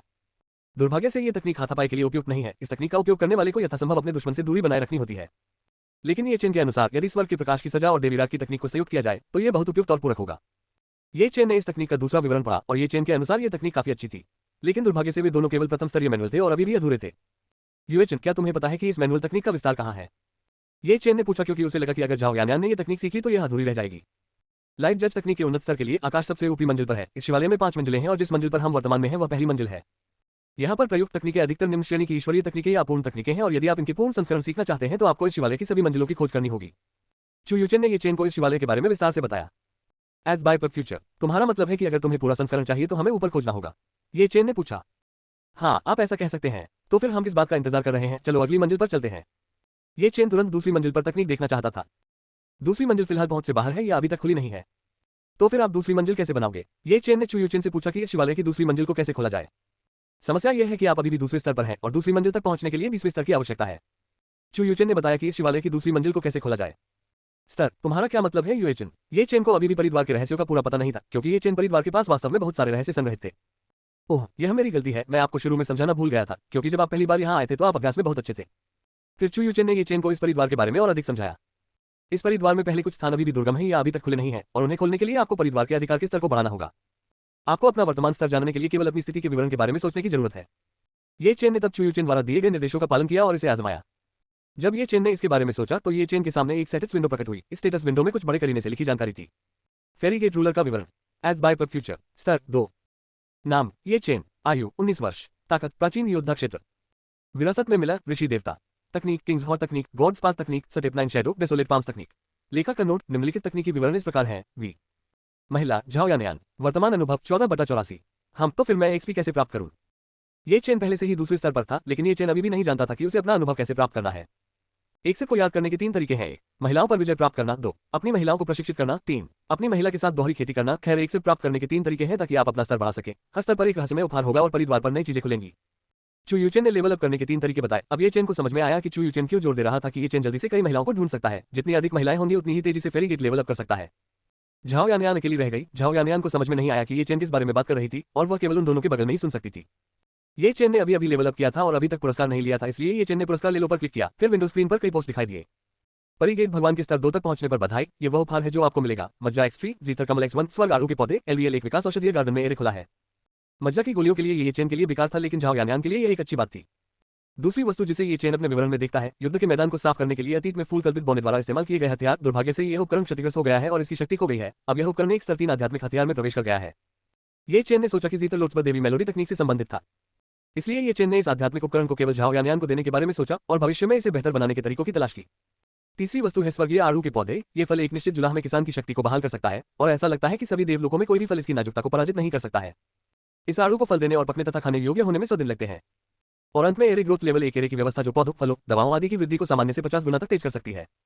यदि एक आड़ू को पकने में 100 दिन लगते हैं तो एरे व्यवस्था का उपयोग करने पर फल को पकने में केवल 2 दिन लगते हैं। मेनू दिखाओ। उपन्यास ऑनलाइन पूरा पढ़े। उपन्यास बिन। उपन्यास सच्चा ईश्वर बनने की यात्रा, अध्याय 43 अभ्यास तकनीक। सच्चा ईश्वर बनने की यात्रा, C43 अभ्यास तकनीक। एज बाय पर फ्यूचर, अध्याय 43 अभ्यास तकनीक। ये चेन को सभी पुरस्कार मिले, वे सभी सीधे फेरी गेट स्टोरेज में चले गए और इस फेरी गेट की भंडारण क्षमता अनंत थी। ये चेन की स्टोरेज रिंग से कहीं बेहतर थी, क्योंकि सिद्धांत एक भंडारण अंगूठी के समान है और इसे देखना असंभव है। ये चेन के लिए बहुत उपयुक्त है। मेरी पत्नी के पास आपके लिए एक अच्छा उपहार है। फिर ये चेन ने मज्जा धोने की गोलियां और जितर कमल लिया और उन्हें झाओ यानयान को सौंप दिया। झाओ यानयान को गोली की बोतलें और जीतर मिले जो बहुत सुंदर लग रहे हैं। झाओ यानयान पारंपरिक संगीत वाद्य यंत्रों से प्यार करते हैं, इसलिए झाओ यानयान संगीत वाद्य यंत्रों से संबंधित तकनीकों का उपयोग करते हैं। ये चेन ने यह भी बताया कि यह जीतर कमल एक आध्यात्मिक हथियार था और इसमें विशेष शक्तियां थीं। यानयान की छोटी बहन, मैं तुम्हें ये दो तकनीकें सिखाऊं, मेरे साथ आओ। उसके बाद चू यूचेन झाओ यानयान को इन दोनों नई तकनीकों का अभ्यास करने के लिए अभ्यास कक्ष में ले गया। तुम्हारा पति हमारे साथ आना चाहता है, झाओ यानयान ने ये चेन को प्रशिक्षण कक्ष में जाने के लिए कहा। आप लोग पहले जाइए, मैं जल्द ही आपके पीछे आऊंगा। ये चेन उन दोनों का पीछा करना चाहता था, लेकिन पहले ये चेन उस स्वर्ग के बीज बोना चाहता था, इसलिए ये चेन औषधीय उद्यान की ओर जल्दी से चला गया। औषधीय उद्यान में पहुंचकर ये चेन ने स्वर्गीय आड़ू के बीज बोने के लिए खाली जमीन की खोज की। एज बाय पर फ्यूचर, ये चेन की ग्रोथ एरे तकनीक के लिए आप किसी भी समय इसे अक्षम या निष्क्रिय करना संभव बना सकते हैं। स्वर्गीय आड़ू के पौधे रोपने का काम पूरा करने के बाद ये चेन झाओ यानयान और चू यूचेन के पीछे चला गया। ये चेन अंततः अभ्यास कक्ष में पहुंचे और उन्होंने देखा कि झाओ यानयान को चू यूचेन मूल समस्या पर एक साधक बनने के लिए व्याख्यान दिया जा रहा था। ये चेन आराम नहीं करना चाहता था, ये चेन अपनी तकनीक का और अधिक अभ्यास करना चाहता था ताकि वह और भी अधिक परिपूर्ण बन सके। इन तीनों लोगों को यह एहसास ही नहीं हुआ कि पूरा एक दिन बीत चुका है और झाओ यानयान ने सफलतापूर्वक दोनों तकनीकों के आधार पर महारत हासिल कर ली थी। झाओ यानयान ने उस तकनीक को ये चेन को दिखाया जैसे एक छोटी लड़की ने अपना नया खिलौना दिखाया हो। ये चेन झाओ यानयान के व्यवहार पर केवल मुस्कुराया। ये चेन झाओ यानयान को इस जगह से बाहर ले आया। फिर ये चेन ने झाओ यानयान को परिवार की 3 चाबियों में से एक दी। ये परिवार की चाबी महिलाओं के लिए एक विशेष अधिकार थी, क्योंकि यह परिवार से पूरी तरह से अंदर और बाहर जा सकती थी। ये फेरी गेट की चाबी एक निशान है जो झाओ यानयान के बाएं हाथ में दिखाई देता है और यह निशान तब दिखाई देगा जब झाओ यानयान फेरी गेट से प्रवेश करना चाहेगा। जब ये चेन और झाओ यानयान बाहर आए तो पता चला कि वे अभी भी बाहर ही थे। ये चेन ने दीवार पर लगी घड़ी की ओर देखा और मुझे दिखाया कि रात के 9 बज रहे थे। मेरे पति पहले स्नान करना चाहते हैं। ये कहने के बाद झाओ यानयान तुरंत बाथरूम में चली गई और नहाने की तैयारी करने लगी। ये चेन वर्तमान में अपनी कुछ तकनीकों का अभ्यास करने के बाद काफी थक गया था। ये चेन बिस्तर पर लेट गया। नवंबर LB जैनन, जब ये चेन आराम कर रहा था अचानक सेल फोन बज उठा। जब ये चेन ने अपने सेल फोन को देखा तो पता चला कि यह उसका नहीं था। एज बाय पर फ्यूचर, ये चेन ने देखा कि जो सेल फोन बज रहा था वह झाओ यानयान का था। जब ये चेन ने इसे लिया तो पता चला कि जो व्यक्ति झाओ यानयान को बुला रहा था वह लिन रुक्सी था। ये चेन ने बाथरूम के दरवाजे की ओर देखा और पाया कि झाओ यानयान चौवल ले रही थी, इसलिए ये चेन ने उसे उठाने का फैसला किया। जब कॉल कनेक्ट हुई तो पूछा गया, यानयान तुम अभी कहाँ हो, तुम अभी तक घर क्यों नहीं आए? सेलफोन पर लिन रुक्सी की आवाज झाओ यानयान की हालत के बारे में बहुत चिंतित लग रही थी। शिक्षक लिन इस समय मेरे साथ यानयान में है, इसलिए आपको चिंता करने की आवश्यकता नहीं है। आप कौन है? यानयान का सेलफोन आपके हाथ में कैसे है? यह मैं ये चेन हूं और अब यानयान नहा रहा है, इसलिए मैंने उसका सेलफोन उठा लिया। क्या आप ये चेन है? ये चेन, आप कहते हैं कि यानयान स्नान कर रही है। वास्तव में आप यानयान के साथ क्या कर रहे हैं? ये चेन ने गलत बात कही थी, इसलिए लिन रॉक्सी ने उस पर कई सवालों की बौछार कर दी। सौभाग्य से झाओ यानयान बाथरूम से बाहर थी और उसने तौलिया पहना हुआ था। यानयान, शिक्षक लिन ने आपको बुलाया है, यह आपके लिए है। ये चेन ने फोन झाओ यानयान को सौंप दिया। झाओ यानयान को फोन मिला जिसे लिन रुक्सी ने पूरी तरह से डांटा, जिससे झाओ यानयान असहाय हो गया। एज बाय पर फ्यूचर, सौभाग्य से झाओ यानयान लिन रुक्सी को उस पर विश्वास दिलाने के लिए बहाने बनाने में माहिर थी। फोन बंद होने के बाद झाओ यानयान ने शिकायत भरी नजर से ये चेन की ओर देखा। ये चेन, ये तुम्हारी गलती है, मुझे रुक्सी की बहन ने डांटा था। हाँ, मैं इसके साथ क्या कर सकता हूँ? ओह हाँ, क्या आप अपने घर जा रहे हैं जहाँ आप रहते हैं? बहन लिन ने मुझे जल्दी घर जाने को कहा क्योंकि बहुत देर हो चुकी थी।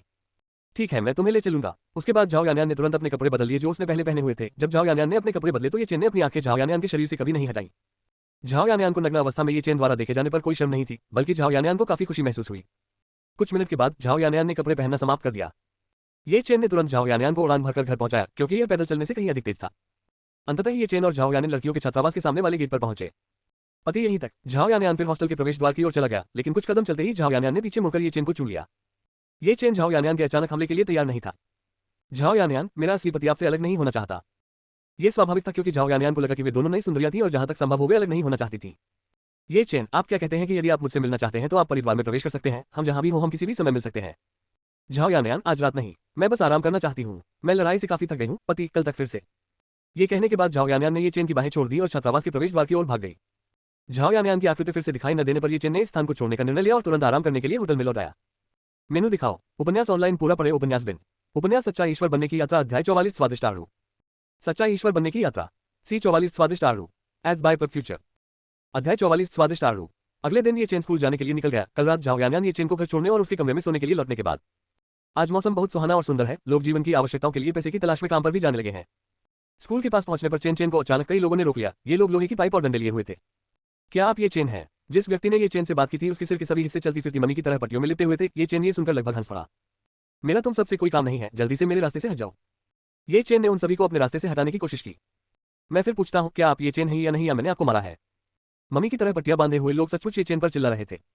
हाँ, मैं ये चेन हूँ, तुम मुझसे क्या चाहते हो? ये चेन पहले ही अपना आपा खो चुका था और उसने इन बुरे लोगों को चुनौती दी थी।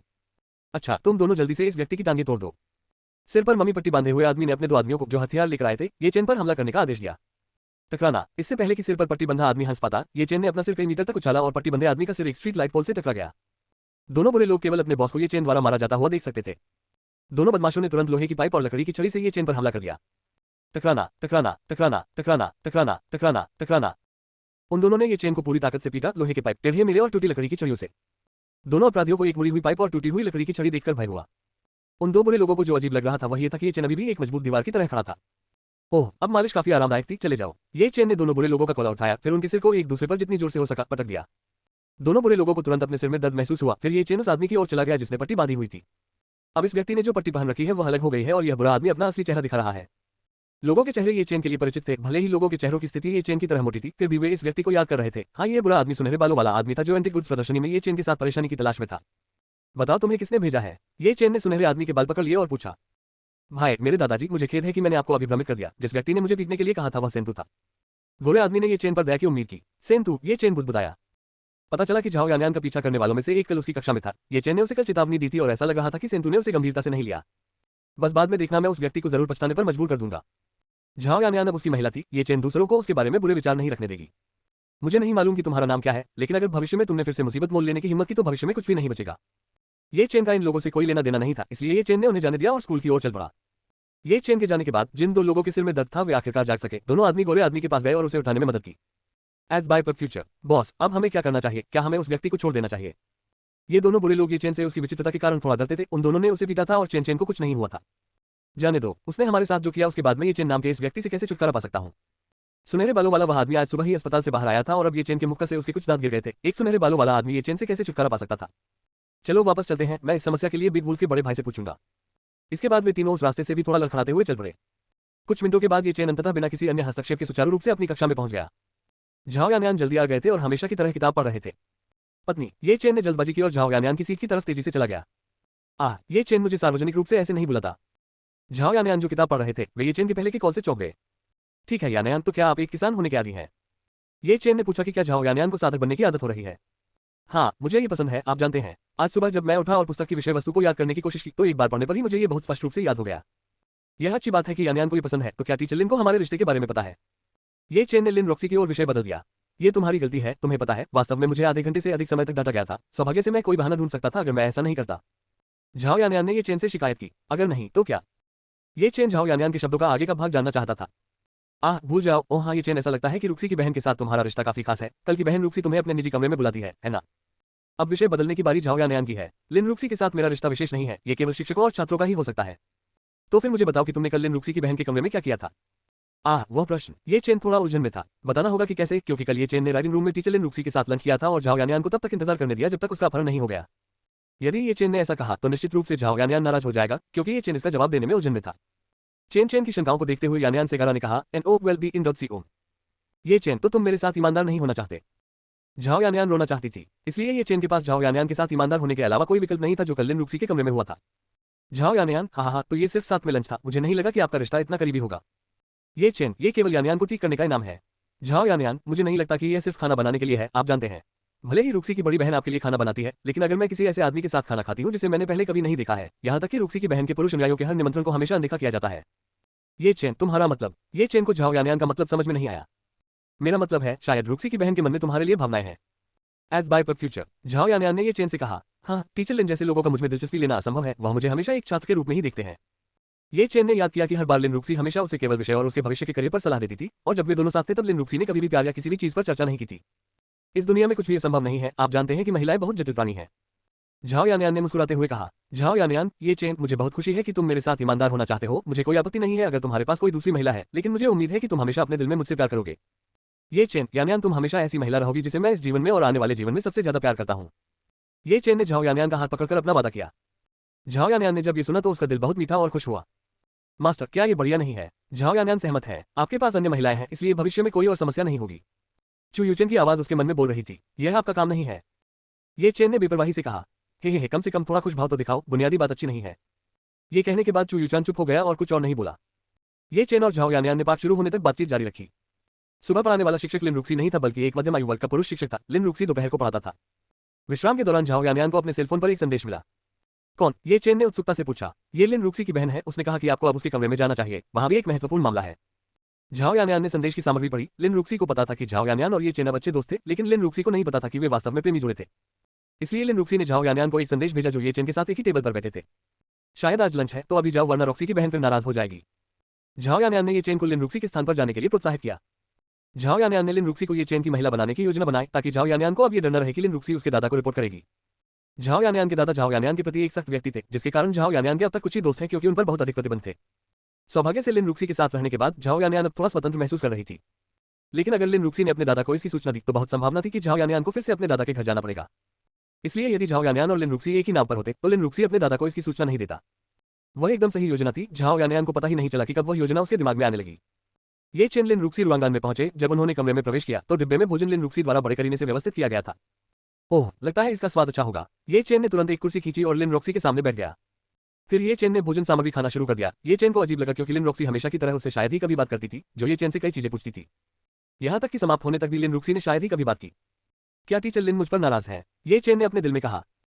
खाना खत्म करने के बाद ये चेन ने अलविदा कहा और लिन लिनिक्सी के कमरे से बाहर चला गया। अभी लिन रूक्सी का चेहरा बहुत लाल था। उसके दिमाग में कल की अप्रत्यक्ष चुंबन की घटना हमेशा उसके दिमाग में घूमती रहती थी, जिससे ये चेन से बात करना शर्म की बात थी। एज बाय पर फ्यूचर। इसलिए लिन रूक्सी ने शुरू से ही ये चेन के साथ खाना खाते समय केवल अपना सिर झुकाया। कमरे से बाहर निकलने के बाद लिन रूक्सी ये चेन अपनी कक्षा में लौट आया और झाओ यानयान से मिला। ओह ये चेन, तुम इतनी जल्दी वापस आ गए? झाओ यानयान ने ये चेन से सवाल किया। बेशक, मैं जल्द ही यानयान के साथ वापस आऊंगा प्रिय। ये चेन आए और झाओ यानयान को गले लगा लिया। सौभाग्य से अवकाश के दौरान कक्षा में काफी शांति थी और कक्षा में केवल ये चेन और झाओ यानयान ही थे। ये चेन, क्या तुम अभी भी भूखे हो? झाओ यानयान ने पूछा।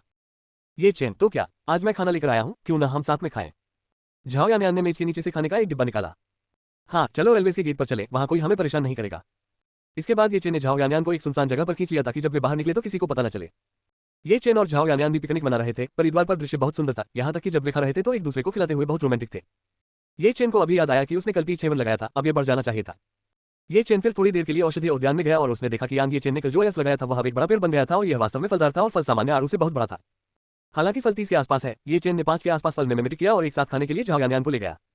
ये चेन अचानक झाओ यानयान से बात किए बिना चले गए। जब ये चेन वापस लौटे तो वे 5 टुकड़े लाए जो आड़ू की तरह दिख रहे थे लेकिन आकार में बहुत बड़े थे। वह कौन सा फल है पति? झाओ यानयान ने पूछा क्योंकि वह ये चेन के हाथ में आए फल के बारे में बहुत उत्सुक था।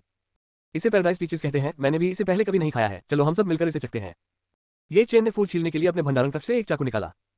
पति, मैं ये करूंगी। झाओ यानयान ने ये चेन के हाथों से फल और चाकू ले लिया और फल को छील लिया। अजीब बात यह है कि इस फल में कोई बीज नहीं है, सिर्फ फल है। झाओ यानयान इसे छोटे छोटे टुकड़ों में काटता है ताकि इसे खाना आसान हो। ये चेन ने देखा कि बाजार में मिलने वाले स्थानीय आड़ू से इनमें कोई खास अंतर नहीं था। ये चेन ने आड़ू का एक टुकड़ा उठाया और खा लिया। इसका स्वाद बहुत मीठा होता है और इसे खाने के बाद शरीर बहुत तरोताजा हो जाता है। ये सबसे स्वादिष्ट भोजन था जो ये चेन ने इस जीवन में कभी खाया था। पत्नी, चलो कोशिश करते हैं। ये चेन ने फिर झाओ यानयान को जवाब दिया। झाओ यानयान को भी वैसा ही महसूस हुआ जैसा झाओ यानयान ने कभी इतना स्वादिष्ट भोजन नहीं खाया था। झाओ यानयान ने एक और टुकड़ा लिया और उसे अपने मुंह में डाल लिया। कुछ ही समय में ये चेन और झाओ यानयान ने 5 फल खा लिए। ये फल पति बहुत स्वादिष्ट है, मुझे लगता है इसे खाने के बाद मैं इसे बार बार खाना चाहूंगी। ये सच है कि इस फल का स्वाद असाधारण है, अगर यह बिक जाए तो हजारों डॉलर में बिकेगा। ये चेन को आखिरकार जल्दी से पैसे कमाने का एक उपाय सूझा। ये चेन इस फल को ऊंचे दामों पर बेच सकता था। पाक कला के शौकीन लोग इस क्षणिक फल के लिए निश्चित रूप से बहुत सारा पैसा खर्च करेंगे। लेकिन समस्या ये थी कि ये चेन इस स्वर्गीय आड़ू को किसे बेचे। ये चेन सोचने लगा, ये भी सच है कि उस महिला से मदद क्यों नहीं मांगी जाए। मुझे यकीन है कि उस महिला के इस शहर के अमीर लोगों से कई संबंध होंगे। ये चेन ने अपने दिल में कहा। अरे तुम दोनों क्या कर रहे हो? अचानक चू यूचेन कहीं से बाहर डैंटांग। झाओ यानयान, हमारी यूचेन की बहन ने अभी अभी एक स्वादिष्ट भोजन खाया है। तो एक बार जब ये समाप्त हो गया। आपका मतलब स्वर्गीय आड़ू है। ये फल एक बहुत ही दुर्लभ फल है। ऐसा कहा जाता है कि भगवान के आल्हा में केवल 3 पौधे हैं। उस समय एक देवता था जिसने बीज बोया था और हर फल फलदायी होता है। अन्य देवता इसे खाने के लिए हाथापाई करेंगे। फल के स्वाद के कारण ये बहुत ही असाधारण स्वादिष्ट है।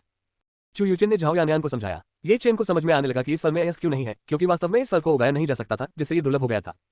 मेनू दिखाओ। उपन्यास ऑनलाइन पूरा पढ़े। उपन्यास बिन। उपन्यास सच्चा ईश्वर बनने की यात्रा अध्याय 45 लियू यू से मिलिए। सच्चा ईश्वर बनने की यात्रा C45 लियू यू से मिलिए। एज बाय पर फ्यूचर। अध्याय 45 लियू यू से मिलिए। ये चेन और झाओ यानयान परिवार से चले जाने के बाद हमेशा की तरह कक्षा में चले गए। जब तक स्कूल की घंटी खत्म नहीं हो जाती, ये चेन और झाओ यानयान भी स्कूल से चले गए। स्कूल से घर लौटने के बाद ये चेन ने स्वर्गीय आड़ू बेचने का इरादा किया। कुल 25 स्वर्गीय आड़ू जो ये चेन ने चुने थे उन्हें एक बॉक्स कंटेनर में डाल दिया गया था। ये चेन ने खुद के लिए नहीं छोड़ा क्योंकि वह जानता था कि स्वर्गीय आड़ू फल देने में बहुत तेज थे, क्योंकि वही ये चेन था। फलों के स्टॉक से बाहर निकलने से डरने की कोई जरूरत नहीं है। सड़क पर चलते समय कई महिलाएं हमेशा ये चेन को देखती थीं और कभी कभी उसकी ओर इशारा करती थीं। यहां तक कि कुछ लड़कियां भी थीं जो हिम्मत करके उसके पास आती थीं और उसका संपर्क विवरण पूछती थीं। ये चेन को इस बात का बिल्कुल भी अंदाजा नहीं था कि लोकप्रिय होना काफी परेशानी भरा काम है। सौभाग्य से ये चेन ने तुरंत टैक्सी रोक दी और महिलाओं के जाल से बाहर निकल गया। 10 मिनट की यात्रा के बाद ये अंततः लियू कंपनी की शाखा भवन में पहुंची। लियू की कंपनी शहर की सबसे बड़ी कंपनियों की सूची में पहले स्थान पर थी। इसमें कोई हैरानी की बात नहीं कि शाखा दफ्तर की इमारत बहुत ऊंची और शानदार है। ये चेन इमारत में प्रवेश करना चाहता था, लेकिन ये चेन को तुरंत दो मध्यम आयु वर्ग के गार्डों ने रोक दिया जो प्रवेश द्वार की रखवाली कर रहे थे। ये दोनों लोग इस कार्यालय में सुरक्षा गार्ड लगते हैं। अरे तुम्हें इस कार्यालय में आने की क्या जरूरत है? दो गार्डों में से एक ने पूछा। मैं यहाँ मिस लियू यू से मिलने आया हूँ, उनसे कुछ चर्चा करने के लिए। एज बाय पर फ्यूचर, ये चेन ने दोनों गार्डों से आग्रह किया कि वह लियू यू से मिलना चाहता है। क्या आपके पास राष्ट्रपति लियू यू से मिलने का कोई अपॉइंटमेंट है? ये चेन, नहीं मिस लियू यू के साथ मेरी ऐसी कोई नियुक्ति नहीं है। माफ कीजिए, हमारे जवान आपको अंदर नहीं आने दे रहे क्योंकि आप काफी संदिग्ध लग रहे हैं। दोनों गार्डों को ये चेन पर शक था। ये चेन द्वारा वर्तमान में ले जाया गया बड़ा बॉक्स क्या था? शायद यह इस जगह की सुरक्षा के लिए खतरनाक चीज थी। मैं अभी मिस लियू यू से मिलना चाहता हूं, इसलिए कृपया रास्ते से हट जाएं। ये चेन ने अपने सामने खड़े दो गार्डों का अच्छे से ख्याल रखने की कोशिश की। हमने हिंसा का प्रयोग न करने की कोशिश की है। यदि आप जोर देते हैं तो हम दोनों हिंसा का प्रयोग करने में संकोच नहीं करेंगे। गार्ड ने हिंसा का प्रयोग करके ये चेन को धमकाया। ये चेन ने इस बार अपनी भौहें उठाई क्योंकि वह दोनों गार्डों के रवैये से संतुष्ट नहीं था। क्या वे एक बुरे व्यक्ति की तरह लग रहे थे? ये देखकर कि ये चेन का इस जगह से जाने का कोई इरादा नहीं है, दोनों गार्डों ने अपने डंडे निकाल लिए। बदबूदार लड़का पीटने के लिए तैयार हो जाओ। दोनों गार्ड ये चेन को पीटने के लिए तैयार हो गए। ये चेन ने जो बक्सा साथ लाया था उसे फर्श पर रख दिया और लड़ने के लिए तैयार हो गया। आप सब क्या कर रहे हैं? क्या आपको पता नहीं है कि आप प्रवेश द्वार को अवरुद्ध कर रहे हैं? एज बाय पर फ्यूचर, जब ये चेन और दोनों गार्ड लड़ने लगे तो उनके पीछे से एक महिला की गुस्से भरी आवाज सुनाई दी। जब तीनों लोगों ने इसे देखा तो उन्हें पेशेवर कपड़ों में एक खूबसूरत महिला दिखाई दी। इस महिला को निश्चित रूप से ये चेन जानता था। ये लियू यू थी, वह व्यक्ति जिससे ये चेन मिलना चाहता था। ये चेन को इस बात का कोई अंदाजा नहीं था कि लियू यू उस समय बाहर थी। अगर ये चेन को पता होता तो ये चेन इन दो बुरे गार्डों के साथ बहस करने में समय बर्बाद नहीं करता। राष्ट्रपति लियू, हम इस युवक को सबक सिखा रहे हैं जो आपको जानने का दावा करता है। नो LBJNN। दोनों गार्डों ने तुरंत कहा कि लियू यू ने उन्हें नहीं डांटा था। लियू यू ने तब ये चेन को देखा, खासकर इसलिए कि यह युवक बहुत सुंदर था। यहाँ तक कि लियू यू ने भी ये चेन जितना सुंदर आदमी कभी नहीं देखा था। भले ही यह युवक परिचित लग रहा था, लेकिन लियू यू को याद नहीं था कि वह ये चेन से पहले भी मिल चुका था। लियू यू ने अपनी यादों के माध्यम से याद करने की कोशिश की। ये चेन तुरंत लियू यू के पास आ गया। मिस लियू यू, क्या आपको अब भी मेरी याद है? फिर ये चेन ने लियू यू से बात की। माफ कीजिए, मैं आपको नहीं जानता। क्या मैं जान सकता हूँ कि आप कौन हैं? अपनी याददाश्त में खोजने के बाद लियू यू को कभी याद नहीं आया कि वह इस खूबसूरत आदमी से पहले कभी मिली थी। बेटा, तुमने अभी राष्ट्रपति लियू के शब्द सुने। राष्ट्रपति लियू ने कहा कि वह तुम्हें नहीं जानते, इसलिए जल्दी करो और अभी इस जगह से चले जाओ। एज बाय पर फ्यूचर, गार्ड आगे आया और ये चेन को भगाने की कोशिश की। ये चेन नाराज नहीं था क्योंकि लियू यू ने उसे याद नहीं दिलाया था, क्योंकि उस समय ये चेन ने अपना रूप बदला हुआ था। ये चेन लियू यू से पूरी तरह छिपा हुआ था। मैं सुश्री लियू यू हूँ, मैं ये चेन हूँ, वह व्यक्ति जिसने आपको जिलाओ कंडन बेचे थे। ये चेन ने लियू यू को याद दिलाने की कोशिश की। क्या आप प्रदर्शनी वाले ये चेन है? लियू यू ने ये चेन को ऊपर से नीचे तक देखा। लियू यू हमेशा उस व्यक्ति के बारे में उत्सुक थी जिसने उसे कंडन बेचा था, क्योंकि यह बहुत रहस्यमय था। लेकिन आज लियू यू को उम्मीद नहीं थी कि जिलाओ का कंडन बेचने वाला व्यक्ति उसके सामने था, और एक बहुत ही सुंदर युवक था।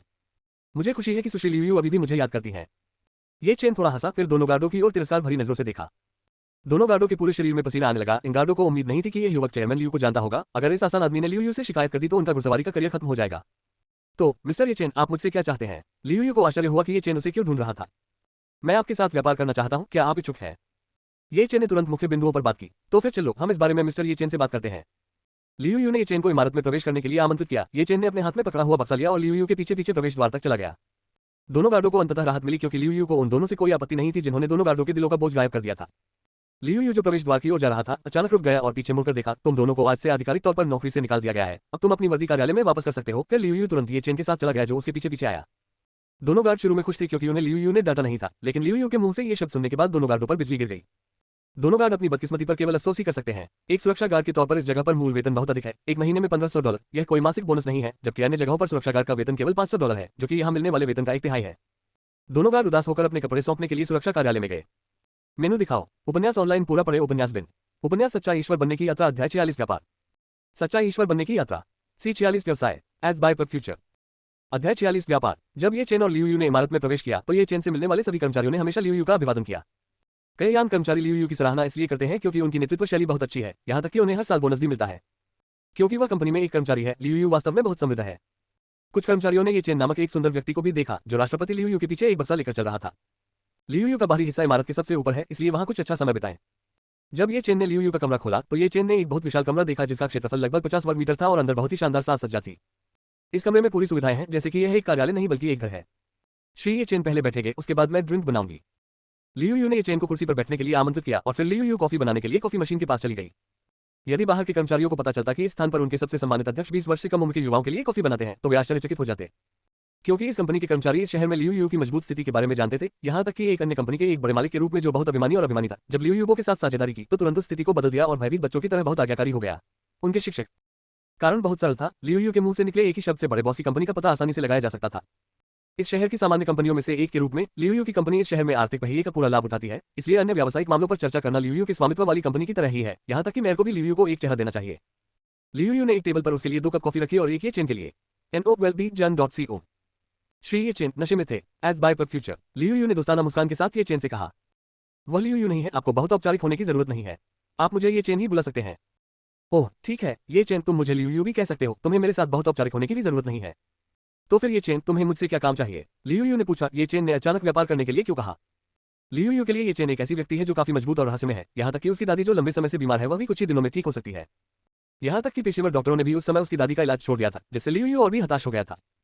चेन ये से मिलने और जिलाओं के कंडम खरीदने के लिए लियू यू से संपर्क करे और आखिरकार उनकी दादी का सफलतापूर्वक समाधान हो गया और कुछ ही दिनों में लियू यू की दादी को अस्पताल से छुट्टी मिल सकती थी। यहाँ तक कि जिस डॉक्टर ने उनकी दादी को जीता था उसने भी देखा कि यह एक चमत्कार था, इसलिए लियू यू चेन की मदद के लिए बहुत आभारी थी। लियू यू जानती थी कि ये चेन को बेचे गए जिलाओ ब्रेसलेट का मूल्य सैकड़ों द्वारा तय की गई कीमत होगी या ये चेन द्वारा कोशिश की गई कीमत से भी अधिक महंगा होगा। मैं यहाँ आपसे कुछ बेचने के लिए कहने आया हूँ। यू चेन ने कहा कि वह चाहते थे कि लियू यू अपना सामान बेच दे। मैं आपके लिए कौन सा सामान बेचना चाहता हूँ? लियू यू ने सोचा कि ये चेन के पास क्या वस्तु है, क्या ये संभवतः जिलाओ ब्रेसलेट जैसी कोई जादुई चीज हो सकती है? यदि ऐसा है तो निश्चित रूप से इसे बेचने पर यह बहुत महंगी होगी। मैं चाहता हूँ कि तुम मेरे लिए ये आड़ू बेचो। फिर ये चेन ने अपने साथ लाया हुआ बक्सा खोला और उसमें रखी हुई चीजें खोली। उसमें से लगभग 25 आड़ू निकले। इस बार ये लियू यू की अचंभित करने वाली बारी थी। ये चेन यहाँ तक आया था और केवल आड़ू बेचना चाहता था, क्यों न केवल फल बेचने के लिए बाजार में आया जाए। अरे ये चेन, अगर तुम आड़ू बेचना चाहते हो तो सीधे बाजार क्यों नहीं जाते? एड्स बाय पर फ्यूचर। लियू यू ने प्रतीक्षा करते हुए कहा। ये चेन से थोड़ा चक्कर आ रहा था, लेकिन ये फल अन्य फलों से अलग है, इसका स्वाद सचमुच असाधारण है। ये चेन ने लियू यू को आड़ू का अंतर समझाया। असाधारण? वास्तव में आड़ू का स्वाद इतना अच्छा हो सकता है? आड़ू का स्वाद हमेशा एक जैसा ही रहा है, वास्तव में इसमें क्या अंतर हो सकता है? अगर आपको विश्वास नहीं है तो एक बार कोशिश क्यों नहीं करते? फिर ये चेन ने स्वर्गीय आड़ू लियू यू को सौंप दिए। लियू यू को स्वर्गीय आड़ू प्राप्त हुआ। लियू यू ने देखा कि यह फल सामान्य आड़ू से थोड़ा बड़ा था। इसके बाद लियू यू ने एक चाकू लिया और फल को चीरकर उसका छिलका उतारना शुरू कर दिया। छीलने और टुकड़ों में काटने के बाद लियू यू ने उसे एक टुकड़े को लिया और उसे अपनी सेरी के मुंह में डाल दिया। जब लियू यू ने इसे महसूस किया तो यह वास्तव में बहुत मीठा और बहुत स्वादिष्ट था। लियू यू के गले में प्रवेश करने के बाद शरीर भी बहुत ताजा महसूस हुआ। लियू यू ने अपने जीवन में कभी इतना स्वादिष्ट भोजन नहीं खाया था। लियू यू ने फिर फल का एक और टुकड़ा लिया जब तक कि सब कुछ जल्दी से खत्म नहीं हो गया। ये चेन तेरसियम, ऐसा लगता है कि स्वर्ग के आड़ू वास्तव में लुरबियासा का स्वाद लेते हैं, यहाँ तक कि लियू यू भी आदी हो गए। ये सच था कि लियू यू वास्तव में स्वर्गीय आड़ू के स्वाद की आदी थी, बस एक बार कोशिश करने से लियू यू सिर्फ एक खाने से संतुष्ट नहीं थी। लियू यू मुलाव ने ये चेन के डिब्बे में आड़ू को देखा। ये चेन, क्या मैं तुमसे 2 और आड़ू मांग सकता हूँ? मैं वादा करता हूँ कि तुम जो चाहोगे मैं वही करूंगा। लियू यू ने ये चेन के पास जाकर कहा। लियू यू ने ये चेन के कान के पास कहा, बहुत नरम आवाज और बहुत मोहक। एड्स बाय पर फ्यूचर। लियू यू को अब एक प्रतिष्ठित महिला होने की परवाह नहीं थी। लियू यू केवल ये चेन से स्वर्गीय आड़ू चाहती थी। ये चेन लगभग अनुपस्थित था, समय की एक चमक में लियू यू के परिवर्तन को देखने के लिए, एक प्रतिष्ठित दृष्टिकोण वाली महिला से इस तरह चुराने वाली महिला में। इसके अलावा यांग ये चेन लियू यू के लिए जो चाहता था उसे करते हुए, ये चेन ने इस व्यवसाय की रानी लियू यू को अपने बिस्तर पर लाने की कल्पना करना शुरू कर दिया। लेकिन ये चेन ने अपना सिर हिलाया और जल्दी से अपने गंदे विचारों को फेंक दिया। ये चेन यहाँ व्यापार करने आया था, ऐसा करने नहीं। ठीक है, मैं तुम्हें 2 और दूंगा, लेकिन वादा करो कि तुम उन्हें अमीर लोगों को बेचने में मेरी मदद करोगे। ये चेन ने अपना अनुरोध कहा। हाँ, मैं वादा करता हूँ। लियू यू ने तुरंत जवाब दिया कि जल्दी से आड़ू ले आओ। फिर ये चेन ने दोनों आड़ू लियू यू को सौंप दिए। धन्यवाद ये चेन। लियू यू बहुत आभारी था कि ये चेन उसे यह स्वर्गीय आड़ू देना चाहता था। लियू यू को देखकर ऐसा लगा जैसे वह एक छोटी बच्ची हो जिसे अभी अभी उसकी पसंदीदा कैंडी ये चेन टेरेसियम मिली हो। तो आप इन आड़ू को कैसे बेचेंगे? ये चेन ने पूछा कि लियू यू इसे बेचने का क्या तरीका अपनाती है। आप समय पर आ गए, आज हमारी कंपनी कुछ सामान की नीलामी करेगी और हम उस नीलामी में इस फल का भी प्रचार कर सकते हैं। लियू यू ने कहा कि आज उनकी कंपनी द्वारा एक नीलामी आयोजित की जाएगी। लेकिन मैं ये कैसे करूं? ये चेन ने पूछा। आपको इसके बारे में सोचने की जरूरत नहीं है, मेरे पास इसके लिए पहले से ही अपनी योजना है। लियू यू ने विश्वास से कहा। चलो सब कुछ पहले से तैयार कर ले। लियू यू ने फिर आड़ू को बहुत सुरक्षित स्थान पर संग्रहित किया। फिर ये चेन को उस स्थान पर जाने के लिए आमंत्रित किया जहां उन्होंने नीलामी आयोजित की थी। मेनू दिखाओ। उपन्यास ऑनलाइन पूरा पढ़े। उपन्यास बिन। उपन्यास सच्चा ईश्वर बनने की यात्रा, अध्याय 47 नीलामी। सच्चा ईश्वर बनने की यात्रा C47 नीलामी। एड्स बाय पर फ्यूचर। अध्याय 47 नीलामी। ये चेन इमारत से बाहर निकलकर कार पार्क की ओर चला गया जहां नीलामी के लिए ये और लियू यू जा रहे थे। वह यहां से ज्यादा दूर नहीं एक अन्य इमारत में थी, इसलिए ये चेन को वहां तेजी से पहुंचने के लिए कार का उपयोग करके जाना पड़ा। लियू यू के पार्किंग स्थल पर पहुंचने के बाद ये चेन को उस स्थान पर आमंत्रित किया जहां लियू यू ने अपनी कार पार्क की थी। लियू यू की कार एक लैम्बोर्गिनी वेनेनो है जो आज दुनिया की सबसे महंगी कारों में से एक है। ये चेन, अंदर आ जाओ, नहीं तो हमें वहां पहुंचने में देर हो जाएगी। लियू यू ने ये चेन से तुरंत कार में बैठने को कहा। अंदर प्रवेश करने के बाद चेन ने एक बहुत ही अच्छी और शानदार स्पॉट कार का इंटीरियर देखा। ये चेन ने पहले कभी किसी लग्जरी कार में सवारी नहीं की थी, यहाँ तक कि इस तरह की कार को छूना भी अतीत में केवल ये चेन की इच्छाधारी सोच ही हो सकती थी। लियू यू ने तुरंत गैस पेडल दबाया और तुरंत उस भवन की ओर चला गया जहां नीलामी होनी थी। सौभाग्य से नीलामी स्थल लियू यू के कॉर्पोरेट मुख्यालय से ज्यादा दूर नहीं था। कुछ ही मिनटों में ये चेन द्वारा चलाई गई कार नीलामी स्थल की पार्किंग में पहुंच गई। लियू यू ये चेन की कार से बाहर निकलने के बाद उन्होंने देखा कि यहाँ कई लग्जरी कारें बड़े करीने से पार्क की गई थी। यहाँ मौजूद कारों की सबसे सस्ती कीमतें लगभग सैकड़ों हजारों डॉलर हैं। ऐसा लगता है कि ये कारें उन लोगों की हैं जो इस नीलामी में भाग लेते हैं। इस नीलामी में भाग लेने वाले सभी लोग वास्तव में बहुत अमीर लोग हैं। चलो अंदर चले। एन ओप वेल्थ बी इन .com। कार से बाहर निकलने के बाद लियू यू तुरंत ये चेन के साथ इमारत में प्रवेश करने चली गई। ये चेन बिल्डिंग के प्रवेश द्वार पर लियू यू का स्वागत महिला और पुरुष रिसेप्शनिस्टों द्वारा किया गया था। रिसेप्शनिस्ट का रवैया बहुत विनम्र था क्योंकि वे जानते थे कि वे कंपनी के बड़े अध्यक्ष थे। हमें अंकल किन के घर ले चलो। लियू यू ने एक रिसेप्शनिस्ट से बात की। राष्ट्रपति लियू महोदय, कृपया मेरे पीछे आएं। रिसेप्शनिस्ट तुरंत लियू यू को सेवा से संतुष्ट करने के लिए दौड़ी। नौकर ने एक विशेष कमरे में ये चेन और लियू यू को देखा। जब वह अंदर गया तो ये चेन ने देखा कि वहां एक मध्यम आयु वर्ग का व्यक्ति था जो किसी अजीब चीज पर शोध करने पर केंद्रित था। एज बाय पर फ्यूचर अंकल किन, लियू यू ने मध्यम आयु वर्ग के व्यक्ति को पुकारा। मध्यम आयु वर्ग के व्यक्ति ने तुरंत मुड़कर अपना काम छोड़ दिया और ये चेन और लियू यू की ओर चला गया। राष्ट्रपति लियू, आप यहाँ क्यों आना चाहते हैं? किंग गुवान ने लियू यू से बहुत विनम्रता से पूछा। किंग गुवान ने बहुत कम ही लियू यू को इस निरीक्षण स्थल पर आते देखा था। आमतौर पर लियू यू नीलामी पाठ्यक्रम देखने के लिए सीधे वीआईपी कुर्सी पर आती है और चली जाती है। यही कारण है कि किंग गुवान शायद ही कभी लियू यू को अपने कार्यस्थल पर आते हुए देखता है। मेरे दोस्त किन का ये चाचा कुछ नीलाम करना चाहता है, चाहे उसके लिए अभी भी कोटा बचा हो। लियू यू ने ये चेन की ओर इशारा करते हुए कहा जो उसके पीछे था। बेशक हमारे पास अभी भी इसके लिए बहुत सारा कोटा है, तो फिर राष्ट्रपति लियू के मित्र क्या बेचना चाहते थे? किंग गुवान को आश्चर्य हुआ कि यह युवक क्या बेचना चाहता था, विशेष रूप से वो बड़ा बक्सा जिसे ये चेन इस समय ले जा रहा था। ये चेन ने अपना बक्सा मेज पर रख दिया और चाचा किन को पहले प्रक्रिया करने दिया। किंग गुवान मेज के पास पहुंची और इस डिब्बे में रखी सामग्री के बारे में जानने को उत्सुक हुई। फिर किंग गुवान ने इसे खोला और इसके अंदर एक फल निकला। राष्ट्रपति किन, इसका क्या मतलब है? किंग गुवान को आमतौर पर जांच प्रक्रिया के दौरान अजीब चीजें मिलती थी। कई वर्षों से यहाँ काम करते हुए ये पहली बार था कि किंग गुवान ने फल की जांच की थी। मैं चाहता हूं कि आप इस आड़ू की नीलामी करें और इसकी शुरुआती कीमत $20,000 है। लियू यू ने किंग गुवान को समझाया। राष्ट्रपति लियू मजाक नहीं कर रहे हैं, इस फल की शुरुआती कीमत $20,000 होगी। किंग गुवान को शायद ही विश्वास हुआ कि यह फल $10 में भी बिकेगा, क्योंकि नीलामी में शामिल लोग अमीर लोग थे। आपको प्रक्रिया को जल्दी पूरा करने के बारे में चिंता करने की आवश्यकता नहीं है और जैसा मैं कहता हूं वैसा ही करें। एज बाय पर फ्यूचर लियू यू ने योजना पर चर्चा की ताकि बाद में नीलामी के दौरान इस फल को बेचा जा सके। किंग गुवान ने लियू यू योजना पर सिर हिलाया। उसके बाद किंग गुवान ने तुरंत प्रक्रिया को अंजाम दिया, लेकिन किंग गुवान को यह नहीं पता था कि इस फल की जांच कैसे की जाए, क्योंकि यह पहली बार था जब उसने ऐसा किया था। क्योंकि यह राष्ट्रपति लियू किंग गुवान का अनुरोध है कि इस स्वर्गीय आड़ू को तुरंत पारित किया जाए। ये चेन, चलो अपनी सीटों पर चले। जब लियू यू ने पीछे देखा तो ये चेन चला गया था। पता चला कि ये चेन किताबों की अलमारी पर था और कुछ विशेष किताबें पढ़ रहा था जिसमें अतीत की कुछ ऐतिहासिक वस्तुओं का विवरण था। क्योंकि लियू यू और किंग गुवान द्वारा योजना पर चर्चा करने की प्रतीक्षा में ये चेन रुक गया था, इसलिए वह किताबों की अलमारी के पास गया और शेल्फ पर रखी सभी किताबें पढ़ ली। ये चेन ने इस शेल्फ पर रखी पुस्तक की सारी सामग्री कुछ ही मिनटों में याद कर ली थी।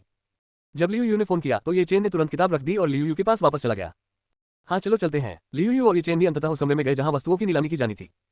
जब ये चेन ने नीलामी कक्ष में प्रवेश किया तो फैंसी कपड़े पहने कई लोग सेलिंग, चैटिंग और शराब पीते हुए नीलामी शुरू होने का इंतजार कर रहे थे। लियू यू ने ये चेन को दूसरी मंजिल पर खींच लिया जहां वीआईपी रूम स्थित था। सबसे ऊपरी मंजिल पर सब कुछ स्पष्ट रूप से देखा जा सकता था और कमरों को एक दूसरे से अलग करने वाली कई दीवारें थीं। नीलामी शुरू होने की प्रतीक्षा करते समय लियू यू ने ये चेन की उत्पत्ति के बारे में कुछ सवाल पूछे।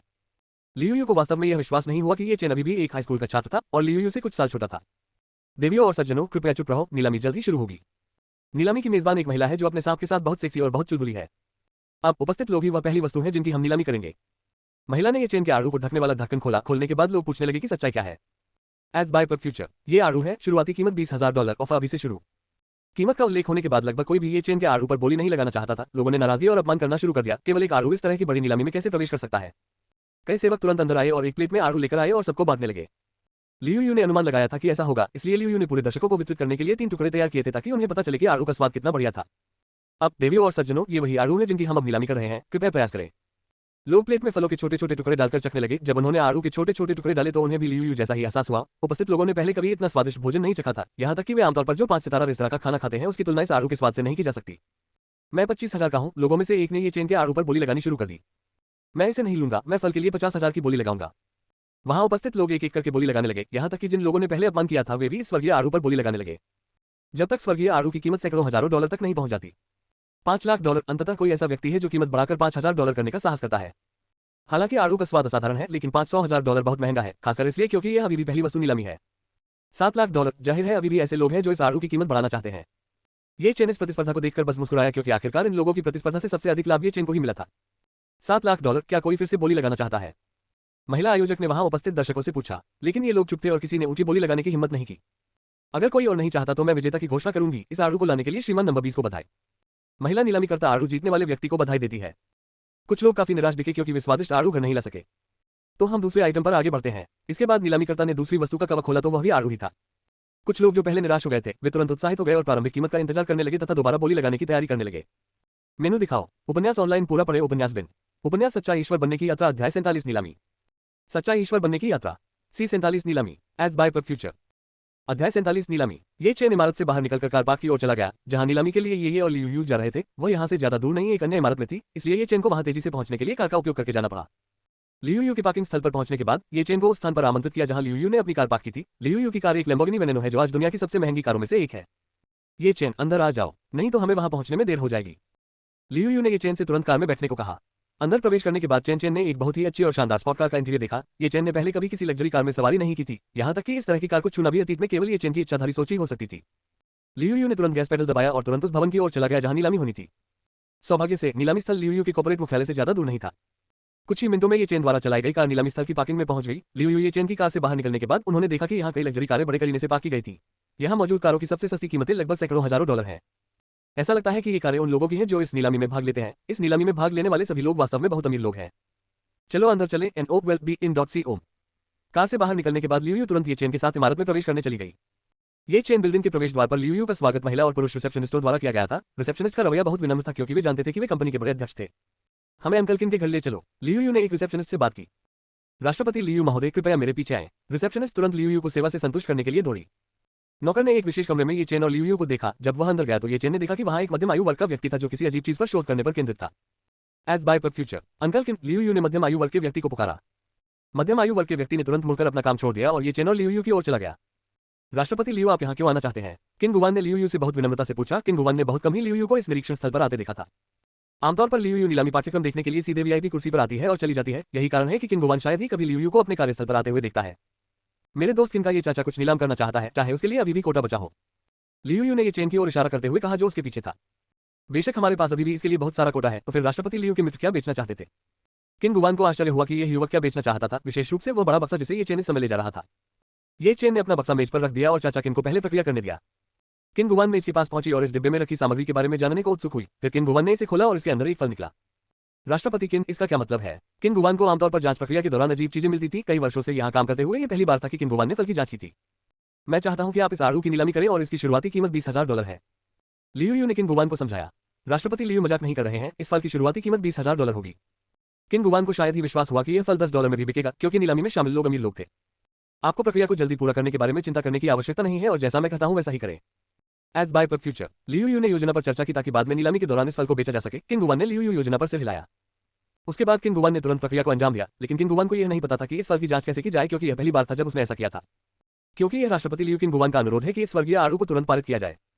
ये चेन, चलो अपनी सीटों पर चले। जब लियू ने पीछे देखा तो ये चेन चला गया था। पता चला कि ये चेन किताबों की अलमारी पर था और कुछ विशेष किताबें पढ़ रहा था जिसमें अतीत की कुछ ऐतिहासिक वस्तुओं का विवरण था। क्योंकि लियू और किन गुवान द्वारा योजना पर चर्चा करने की प्रतीक्षा में ये चेन रुक गया था, इसलिए वह किताबों की अलमारी के पास गया और शेल्फ पर रखी सभी किताबें पढ़ ली। ये चेन ने इस शेल्फ पर रखी पुस्तक की सारी सामग्री कुछ ही मिनटों में याद कर ली थी। जब लियू ने फोन किया तो ये चेन ने तुरंत किताब रख दी और लियू के पास वापस चला गया। हाँ चलो चलते हैं। लियू और ये चेन भी अंततः उस कमरे में गए जहां वस्तुओं की नीलामी की जानी थी। जब ये चेन ने नीलामी कक्ष में प्रवेश किया तो फैंसी कपड़े पहने कई लोग सेलिंग, चैटिंग और शराब पीते हुए नीलामी शुरू होने का इंतजार कर रहे थे। लियू ने ये चेन को दूसरी मंजिल पर खींच लिया जहां वीआईपी रूम स्थित था। सबसे ऊपरी मंजिल पर सब कुछ स्पष्ट रूप से देखा जा सकता था और कमरों को एक दूसरे से अलग करने वाली कई दीवारें थीं। नीलामी शुरू होने की प्रतीक्षा करते समय लियू ने ये चेन की उत्पत्ति के बारे में कुछ सवाल पूछे। लियू को वास्तव में यह विश्वास नहीं हुआ कि ये चेन अभी भी एक हाई स्कूल का छात्र था और लियू से कुछ साल छोटा था। देवियों और सज्जनों, कृपया चुप रहो, नीलामी जल्द ही शुरू होगी। नीलामी की मेजबान एक महिला है जो अपने सांप के साथ बहुत सेक्सी और बहुत चुलबुली है। अब उपस्थित लोग ही वह पहली वस्तु हैं जिनकी हम नीलामी करेंगे। महिला ने ये चेन के आड़ू को ढकने वाला ढक्कन खोला। खोलने के बाद लोग पूछने लगे कि सच्चाई क्या है। एज बाय पर फ्यूचर ये आड़ू है, शुरुआती कीमत $20,000, ऑफर अभी से शुरू। कीमत का उल्लेख होने के बाद लगभग कोई भी ये चेन के आड़ू पर बोली नहीं लगाना चाहता था। लोगों ने नाराजगी और अपमान करना शुरू कर दिया। केवल एक आड़ू इस तरह की बड़ी नीलामी में कैसे प्रवेश कर सकता है? कई सेवक तुरंत अंदर आए और एक प्लेट में आड़ू लेकर आए और सबको बांटने लगे। लियू ने अनुमान लगाया था कि ऐसा होगा, इसलिए लियू ने पूरे दर्शकों को वितरित करने के लिए 3 टुकड़े तैयार किए थे ताकि उन्हें पता चले कि आड़ू का स्वाद कितना बढ़िया था। अब देवियों और सज्जनों, ये वही आड़ू है जिनकी हम अब नीलामी कर रहे हैं, कृपया प्रयास करें। लोग प्लेट में फलों के छोटे छोटे टुकड़े डालकर चखने लगे। जब उन्होंने आड़ू के छोटे छोटे टुकड़े डाले तो उन्हें भी लियू जैसा ही एहसास हुआ। उपस्थित लोगों ने पहले कभी इतना स्वादिष्ट भोजन नहीं चखा था। यहाँ तक कि वे आमतौर पर जो 5 सितारा रेस्तरां का खाना खाते हैं उसकी तुलना इस आड़ू के स्वाद से नहीं की जा सकती। मैं 25,000 का हूँ, लोगों में से एक ने ये चेन के आड़ू पर बोली लगानी शुरू कर दी। मैं इसे नहीं लूंगा, मैं फल के लिए 50,000 की बोली लगाऊंगा। वहां उपस्थित लोग एक एक करके बोली लगाने लगे। यहाँ तक कि जिन लोगों ने पहले अपमान किया था वे भी इस स्वर्गीय आड़ू पर बोली लगाने लगे। जब तक स्वर्गीय आड़ू की कीमत सैकड़ों हजारों डॉलर तक नहीं पहुंच जाती। $5,00,000 अंततः कोई ऐसा व्यक्ति है जो कीमत बढ़ाकर $5,000 करने का साहस करता है। हालांकि आड़ू का स्वाद असाधारण है, लेकिन $500,000 बहुत महंगा है, खासकर इसलिए क्योंकि यह अभी भी पहली वस्तु नीलामी है। $7,00,000 जाहिर है अभी भी ऐसे लोग हैं जो इस आड़ू की कीमत बढ़ाना चाहते हैं। ये चेन इस प्रतिस्पर्धा को देखकर बस मुस्कुराया क्योंकि आखिरकार इन लोगों की प्रतिस्पर्धा से सबसे अधिक लाभ ये चेन को ही मिला था। $7,00,000, क्या कोई फिर से बोली लगाना चाहता है? महिला आयोजक ने वहां उपस्थित दर्शकों से पूछा, लेकिन ये लोग चुप थे और किसी ने ऊंची बोली लगाने की हिम्मत नहीं की। अगर कोई और नहीं चाहता तो मैं विजेता की घोषणा करूंगी। इस आड़ू को लाने के लिए श्रीमान नंबर 20 को बधाई। महिला नीलामी करता आड़ू जीतने वाले व्यक्ति को बधाई देती है। कुछ लोग काफी निराश दिखे क्योंकि वे स्वादिष्ट आड़ू घर नहीं ला सके। तो हम दूसरे आइटम पर आगे बढ़ते हैं। इसके बाद नीलामीकर्ता ने दूसरी वस्तु का कवर खोला तो वह भी आड़ू ही था। कुछ लोग जो पहले निराश हो गए थे वे तुरंत उत्साहित हो गए और प्रारंभिक कीमत का इंतजार करने लगे तथा दोबारा बोली लगाने की तैयारी करने लगे। मेनू दिखाओ। उपन्यास ऑनलाइन पूरा पढ़े। उपन्यास बिन। उपन्यास सच्चा ईश्वर बनने की यात्रा, अध्याय 48, लीडर इन पेंडेंट हार। सच्चा ईश्वर बनने की यात्रा, C48, लीडर इन पेंडेंट हार। एज बाय पर फ्यूचर, अध्याय 48, लीडर इन पेंडेंट हार। दूसरी आरओ की नीलामी का मूल्य $5,50,000 था। फिर आरओ की नीलामी तब तक जारी रही जब तक कि ये चेन के 20 स्वर्गीय आरओ बिक नहीं गए और ये चेन को लगभग $12 मिलियन का लाभ हुआ। यह एक ऐसी संख्या थी जिसके बारे में ये चेन ने कभी नहीं सोचा था कि स्वर्गीय आरओ इतने बिक सकते हैं। आखिरकार चेन का जीवन बदलने का सपना एक ही दिन में पूरा हो गया। ये चेन एक युवा करोड़पति बन गया है। जिन लोगों को आरओ मिले वे बहुत खुश हुए, उनमें से कुछ ने तुरंत भुगतान किया और स्वर्गीय आरओ ले लिए। फिर जिन लोगों ने उन्हें जीता उन्होंने स्वर्गीय आरओ को एक बहुत ही मूल्यवान वस्तु की तरह गले लगा लिया। जो लोग आरओ नहीं पा सकते वे निराश हो जाते हैं, यहाँ तक कि केवल एक निवाला खाने के बाद भी वे स्वर्ग में आरओ का स्वाद नहीं भूल पाते। ये चेन बच गया क्योंकि तुम्हारे सभी आरओ बहुत ऊंचे दामों पर बिक गए हैं। लियू यू, जो हमेशा ये चेन के बगल में बैठा रहता था और नीलामी की कार्यवाही का अवलोकन करता रहता था, ने ये चेन को बधाई दी क्योंकि नीलामी में ये चेन के सभी फलसफर रहे। ये भी आपके लियू यू की मदद के लिए धन्यवाद है। अगर आपकी कंपनी से नीलामी नहीं होती तो निश्चित रूप से मेरे आरओ केवल हजारों डॉलर में बिकते। ये चेन लियू यू द्वारा दी गई सहायता के लिए आभारी था। तो फिर अगर आपके पास आरओ हो तो मुझे अक्सर मुफ्त में आरओ देना मत भूलना, ठीक है? लियू यू को ये टेरेसियम की बहन कहलाना पसंद है क्योंकि उसका सुंदर और आकर्षक चरित्र पुरुषों को अपनी मुस्कान से मोहित कर सकता है। ठीक है, चलो अगले आइटम के साथ जारी रखें। समारोह का संचालक अगली वस्तु की नीलामी जारी रखता है। अगली नीलामी वस्तुओं में प्राचीन वस्तुएं, पेंडेंट, आभूषण आदि शामिल होते हैं। एज बाय पर फ्यूचर, जिन वस्तुओं की नीलामी की गई उनकी कीमतें काफी शानदार थीं और कुछ वस्तुओं के लिए नीलामी में आए लाखों लोगों ने मोलभाव किया। ये चेन काफी निराश था क्योंकि सभी वस्तुएं साधारण वस्तुएं थीं, लेकिन ये चेन को इस नीलामी में खजाना मिलने की उम्मीद थी। अब देवियों और सज्जनों, अंततः हम आज की नीलामी के अंत में आ गए हैं और इस बार 3 अंतिम वस्तुएं होंगी जिन्हें हम यहाँ सभी लोगों के लिए नीलाम करेंगे। जल्दी से पहली वस्तु यहाँ ले आओ। समारोह संचालक किसी को मंच के सामने एक विशेष वस्तु लाने को कहता है जिसे कपड़े के एक टुकड़े से ढक दिया जाता है। ये चेन ने तुरंत अपनी भौहें उठाई इस आइटम को बाहर लाए जाने के बाद, क्योंकि ये चेन को लगा कि कपड़े के अंदर एक आध्यात्मिक उपकरण था, लेकिन ये चेन को नहीं पता था कि यह कौन सी कलाकृति थी। मेजबान ने फिर कवर खोला और एक काफी जटिल पैटर्न के साथ एक सफेद लटकन हार इस जगह में सभी लोगों के सामने उजागर हुआ। नवंबर LB जैनन, ये चेन तुम्हें पेंडेंट वाला हार अवश्य लेना चाहिए। इस बार चू यूचिन की आवाज ये चेन के सिर में सुनाई दी। यूचिन, क्या तुम जानते हो कि यह कौन सा आध्यात्मिक उपकरण है और यह किस श्रेणी का है? ये चेन ने पूछा कि यह कौन सा आध्यात्मिक यंत्र है क्योंकि ये चेन उसे पहचान नहीं सका। यह एक दिव्य स्तरीय आध्यात्मिक उपकरण है। मुझे ये भी उम्मीद नहीं थी कि इस तरह की उच्च स्तरीय कलाकृति इस तरह की जगह में दिखाई दे सकती है, अन्यथा इस कलाकृति का नाम रीडर पेंडेंट हार है। चू यूचिन ने नीलाम की जाने वाली कलाकृति का नाम समझाया। ये चेन ने गुजुआन से सुना था कि टियर 10 के ऊपर अभी भी अन्य टियर हैं, अर्थात पृथ्वी टियर, स्वर्ग टियर, लीजेंड टियर और सबसे शिखर स्वर्गीय टियर है। स्वर्गीय टियर एक आध्यात्मिक उपकरण है जो दुनिया के कानूनों का विरोध करने की क्षमता रखता है। अब तक कोई नहीं जानता कि यह आध्यात्मिक उपकरण कैसे बनाया गया था, यहाँ तक कि आध्यात्मिक हथियारों के विशेषज्ञ भी देवताओं के सुनहरे दिनों में केवल टियर लीजेंड बनाने में सक्षम थे, भले ही आध्यात्मिक उपकरण टियर लीजेंड बनाने में सैकड़ों से लाखों साल लग गए हों। एज बाय पर फ्यूचर, पुराने विनिर्माण का कारण यह है कि टियर लीजेंड में सामग्री प्राप्त करना बहुत कठिन है। जहां तक स्वर्गीय स्तर का प्रश्न है, जो 4 सच्चे देवताओं और 5 दानव सम्राटों के पास है, ऋषि देवता एकमात्र देवता है जिसके पास स्वर्गीय स्तर का आध्यात्मिक उपकरण नहीं है, लेकिन स्वर्गीय स्तर के आध्यात्मिक उपकरणों के बावजूद ऋषि देवता को सबसे शक्तिशाली माना जाता है। वर्तमान युग के लिए अकेले पृथ्वी स्तरीय आध्यात्मिक यंत्र को खोजना कठिन है। यदि पृथ्वी स्तरीय आध्यात्मिक यंत्र प्रकट भी हो जाए तो देवी धर्म में निश्चित रूप से कई साधकों का रक्तपात होगा। और इस बार ये चेन ने स्वर्गीय स्तर का आध्यात्मिक साधन खोज लिया। ये चेन उसे कैसे छोड़ना चाहेगा? यूचान, क्या तुम जानते हो कि इस आध्यात्मिक उपकरण का कार्य क्या है? ये चेन ने चू यूचिन से रीडर पेंडेंट का उद्देश्य पूछा। मैंने इस आध्यात्मिक उपकरण की पुस्तक से जो पढ़ा है वह पहनने वाले की शक्ति को पूरी तरह से छिपा सकता है। अगर आमतौर पर आध्यात्मिक उपकरण शक्ति को छुपाता है, यदि आप अपनी शक्ति का उपयोग करते हैं तो दूसरों द्वारा उजागर किया जाएगा, लेकिन यदि आप इस रेडरन लटकन हार का उपयोग करते हैं, भले ही आप अपनी असली शक्ति जारी करते हैं, ये कंगन अभी भी आपके स्तर को छुपा सकता है। चू यू ये चेन की ओर से ताजा स्पष्टीकरण। इस रीडर पेंडेंट हार को पाने में दिलचस्पी है। ये रीडर पेंडेंट हार भविष्य में ये चेन के लिए बहुत उपयोगी है क्योंकि ये दुश्मन को चौंका सकता है। लड़ते समय साधक उन शत्रुओं से बहुत सावधान रहते हैं जो अपनी शक्ति को छिपाते हैं, किंतु यदि शत्रु कमजोर मालूम हो तो साधक अपनी सुरक्षा कमजोर कर देगा तथा शिथिल कर देगा, जैसे भेड़ के वेश में छिपा हुआ ड्रैगन भेड़िए की प्रतीक्षा कर रहा हो तथा उसे खा रहा हो। और अभी भी एक और इक्का है जो इस रीडर पेंडेंट हार के पास है। आप इस हार में अपनी ताकत जमा कर सकते हैं और जब आपकी शक्ति जारी होगी तो यह एक भयावह हथियार बन जाएगा। जितनी अधिक देर तक शक्ति जमा होती है, स्ट्रॉन्गमैन भी एक हमला है जो जारी किया जाता है, लेकिन दुश्मन की कमजोरी भी इससे बच सकती है। चू यूचेन ने कहा कि इस रीडर पेंडेंट नेकलेस द्वारा एक छिपे हुए कार्ड का उपयोग किया जा सकता है। देवियों और सज्जनों, ये पेंडेंट हार जंगल की गहराई में एक गुफा में पाया जाता है और हमारे लोग इस वस्तु की उपयोगिता नहीं जानते हैं, लेकिन वे काफी पुराने हैं। जिस व्यक्ति ने इस पेंडेंट का आविष्कार किया है वह इसे 2 मिलियन की शुरुआती कीमत पर बेचना चाहेगा। ऑफर अभी से शुरू होते हैं। महिला होस्ट द्वारा घोषणा किए जाने के बाद भी कोई भी व्यक्ति बोली लगाने का साहस नहीं कर पाया क्योंकि जानकारी बहुत कम थी। शो की महिला निराश है क्योंकि कोई भी इस आइटम पर बोली नहीं लगाना चाहता है। शो की महिला को यह नहीं पता कि यह कैसे हो सकता है। लखनहार में जानकारी की बहुत कमी है। यह नीलामी घटना के शीर्ष पर पहुंच सकता है क्योंकि नीलामी में रखी गई वस्तु के शीर्ष पर कई लोग इसे पेश करना शुरू कर देंगे, लेकिन अब 30 सेकंड के बाद भी कोई नहीं है जो इस पेंडेंट हार पर बोली लगाना चाहता है। महिला प्रस्तुतकर्ता काफी अजीब है क्योंकि नीलामी की वस्तु के शीर्ष पर रहते हुए महिला प्रस्तुतकर्ता ने कभी भी ऐसे विशेषज्ञों से मुलाकात नहीं की थी। 2,01,000। वहां उपस्थित लोगों ने तुरंत पलटकर देखा कि आवाज ऊपर वाले वीआईपी कमरे से आई थी। वीआईपी कमरे में आमतौर पर वे लोग होते थे जिनके पास काफी संपत्ति होती थी, क्योंकि वीआईपी कमरे में मौजूद लोगों के साथ प्रतिस्पर्धा करना काफी परेशानी भरा था। मेनू दिखाओ। उपन्यास ऑनलाइन पूरा पढ़े। उपन्यास बिन। उपन्यास सच्चा ईश्वर बनने की यात्रा, अध्याय 49 दुर्भाग्य से ऊपर भाग्य। सच्चा ईश्वर बनने की यात्रा, सी 49 दुर्भाग्य से ऊपर भाग्य। एज बाय पर फ्यूचर, अध्याय 49 दुर्भाग्य से ऊपर भाग्य। वीआईपी रूम में सौदेबाजी करने वाला व्यक्ति निश्चित रूप से ये चेन था। ये चेन को उम्मीद थी कि अगर प्रतिस्पर्धा करने वाले लोग नहीं होंगे, क्योंकि ये चेन को केवल लगभग $12 मिलियन की जरूरत थी। अगर वीआईपी रूम में अमीर लोग भाग लेते हैं तो ये चेन निश्चित रूप से हार जाएगा। लियू यू, आप चेन भी प्राचीन वस्तुओं में रुचि रखते हैं, लेकिन यह वस्तु मूल की है और इसका उपयोग स्पष्ट नहीं है। हो सकता है कि यह सिर्फ एक साधारण लियोनिक है जिसे हमेशा अतीत द्वारा गिरा दिया जाता है। ये चेन, मुझे इस पेंडेंट नेकलेस में दिलचस्पी है। आप चेन संभवतः इसकी उपयोगिता नहीं बता सकते क्योंकि शायद लियू यू भी इसे नहीं समझेगी। जो उद्घोषक देवियों और सज्जनों, कोई भी अब बोली नहीं लगाना चाहता, यदि नहीं तो वीआईपी रूम में मास्टर को ये लायंटन हार मिलेगा। आप चैन हैप्पी क्योंकि कोई भी रीडर पेंडेंट हार पर बोली नहीं लगाना चाहता है, ये और भी आसान लगता है। 2,500,000। अचानक किसी और ने भी ये आइटम ऑफर किया और इस बार उसकी आवाज भी दूसरे वीआईपी कमरे से आई। ये चेन को उम्मीद नहीं थी कि अगर अन्य लोग सौदेबाजी करेंगे तो ऐसा लगेगा कि यह उतना आसान नहीं होगा जितना ये चेन ने सोचा था। जिस व्यक्ति के लिए यांग ने अभी अभी सौदा किया था उसकी आवाज से ऐसा लग रहा था कि वह एक महिला थी और यह महिला ये चेन के कमरे की ठीक दूसरी तरफ थी। ये चेन 2,06,000। ये चेन ने भी दांत पीस लिए और बोली लगाने लगा। रहस्यमयी महिला 4 मिलियन। दूसरी ओर महिलाओं ने भी बहुत ज्यादा कीमत बढ़ाने का ऑफर दिया। आप चैन काफी उत्सुक है कि यह महिला कौन है। क्या यह महिला भी एक किसान है और रीडर पेंडेंट हार की उत्पत्ति के बारे में भी जानती है? एज बाय पर फ्यूचर। ये चेन ने अपनी आत्मा सेंसई का इस्तेमाल किया और यह महिला सिर्फ एक साधारण महिला थी। ये चेन को इस महिला के शरीर में ताकत का कोई निशान नहीं मिला। चेन, तुम्हारे पास इस महिला के साथ इस खेल में भाग लेने के अलावा कोई विकल्प नहीं था। ये चेन 4 लाख 1 लाख। ये चेन ने फिर बोली। रहस्यमयी महिला 5 मिलियन। दूसरी ओर महिलाएं अपनी बोली की कीमतें बढ़ाना जारी रखती हैं। लियू, आप चेन बस $5 मिलियन के साथ अनुचित चीजों के बारे में भूल जाओ। लियू ने ये चेन को हार मानने के लिए मनाने की कोशिश की क्योंकि बगल में बैठी महिला द्वारा लगाई गई कीमत बहुत अनुचित थी। क्योंकि बगल वाली महिला वीआईपी रूम और उसके मालिक का आनंद ले सकती है, लियू अमीर महिलाओं में विश्वास नहीं करती है। इस तरह ये चेन के साथ खेलने वाली बगल वाली महिला हो सकती है। ये चेन, नहीं लियू, मुझे लॉकेट हार लेना ही होगा।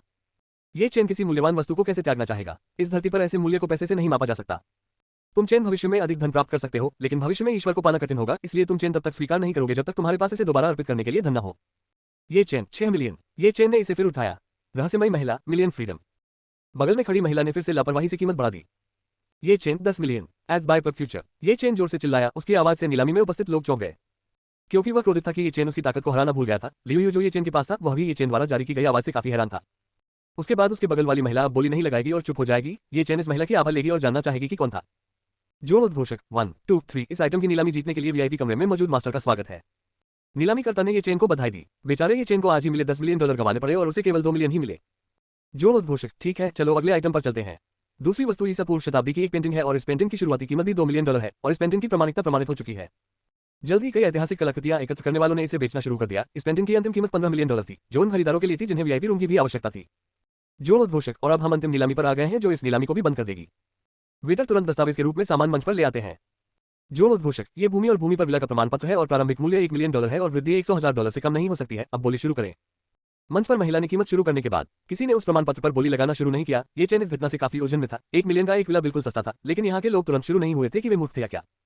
ऐसा भी हुआ कि ये चेन के पास रहने के लिए कोई घर नहीं था। ये चेन के पास अभी भी $2 मिलियन बचे थे। क्यों ना आप अपनी किस्मत आजमाएं। ये चेन 1 मिलियन 1 लाख। ये चेन ने ज्यादा नहीं सोचा और तुरंत उसे पेश कर दिया। क्या मैं जान सकता हूं कि आप कौन सा विला बेच रहे हैं? एज बाय पर फ्यूचर। दर्शकों ने बोली लगाना शुरू नहीं किया क्योंकि वे नहीं जानते थे कि कौन सा विला बेचना है, इसलिए इनमें से एक व्यक्ति ने पूछा।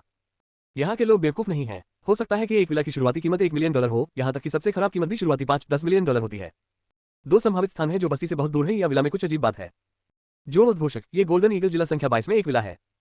मेजबान द्वारा विला का स्थान बताए जाने के बाद हर कोई तुरंत चौंक गया। गोल्डन ईगल जिले में विला नंबर 22 अभिशाप विला के लिए प्रसिद्ध था। विला के मालिक ने कई अजीब चीजों का अनुभव किया है, जैसे कि भूत प्रेत का वास, दुर्घटनाएं, रहस्यमयी बीमारियां जिनके कारण मौतें हुई तथा कंपनी अचानक दिवालिया हो गई। यही कारण है कि अब इस विला को कोई खरीदना नहीं चाहता। हालांकि विला की संपत्ति का मूल्य लगभग $100 मिलियन आंका गया है, लेकिन इतने जोखिमों के साथ भले ही यह मुफ्त में दिया गया हो, निश्चित रूप से यहाँ के लोग इसे स्वीकार करने के लिए तैयार नहीं है। ये चेन, लियू, क्या आपको विला के बारे में कुछ जानकारी है? ये चेन ने नीचे लोगों की प्रतिक्रिया देखने के बाद लियू से पूछा। लियू ने अपनी भौहों को थोड़ा ऊपर उठाया और कहा, जहां मैं रहती हूं वहां से विला केवल कुछ विला की दूरी पर है और अफवाह यह है कि कई लोग घर की दुर्दशा के शिकार हो गए हैं, अजीब बीमारियों, दुर्घटनाओं से पीड़ित होने से लेकर कुछ पागल हो गए हैं, लेकिन मुझे ये स्वीकार करना होगा कि विला मेरे पास इस समय जो है उससे बहुत बेहतर है। लियू ने ये चेन को उस शापित विला के बारे में समझाया।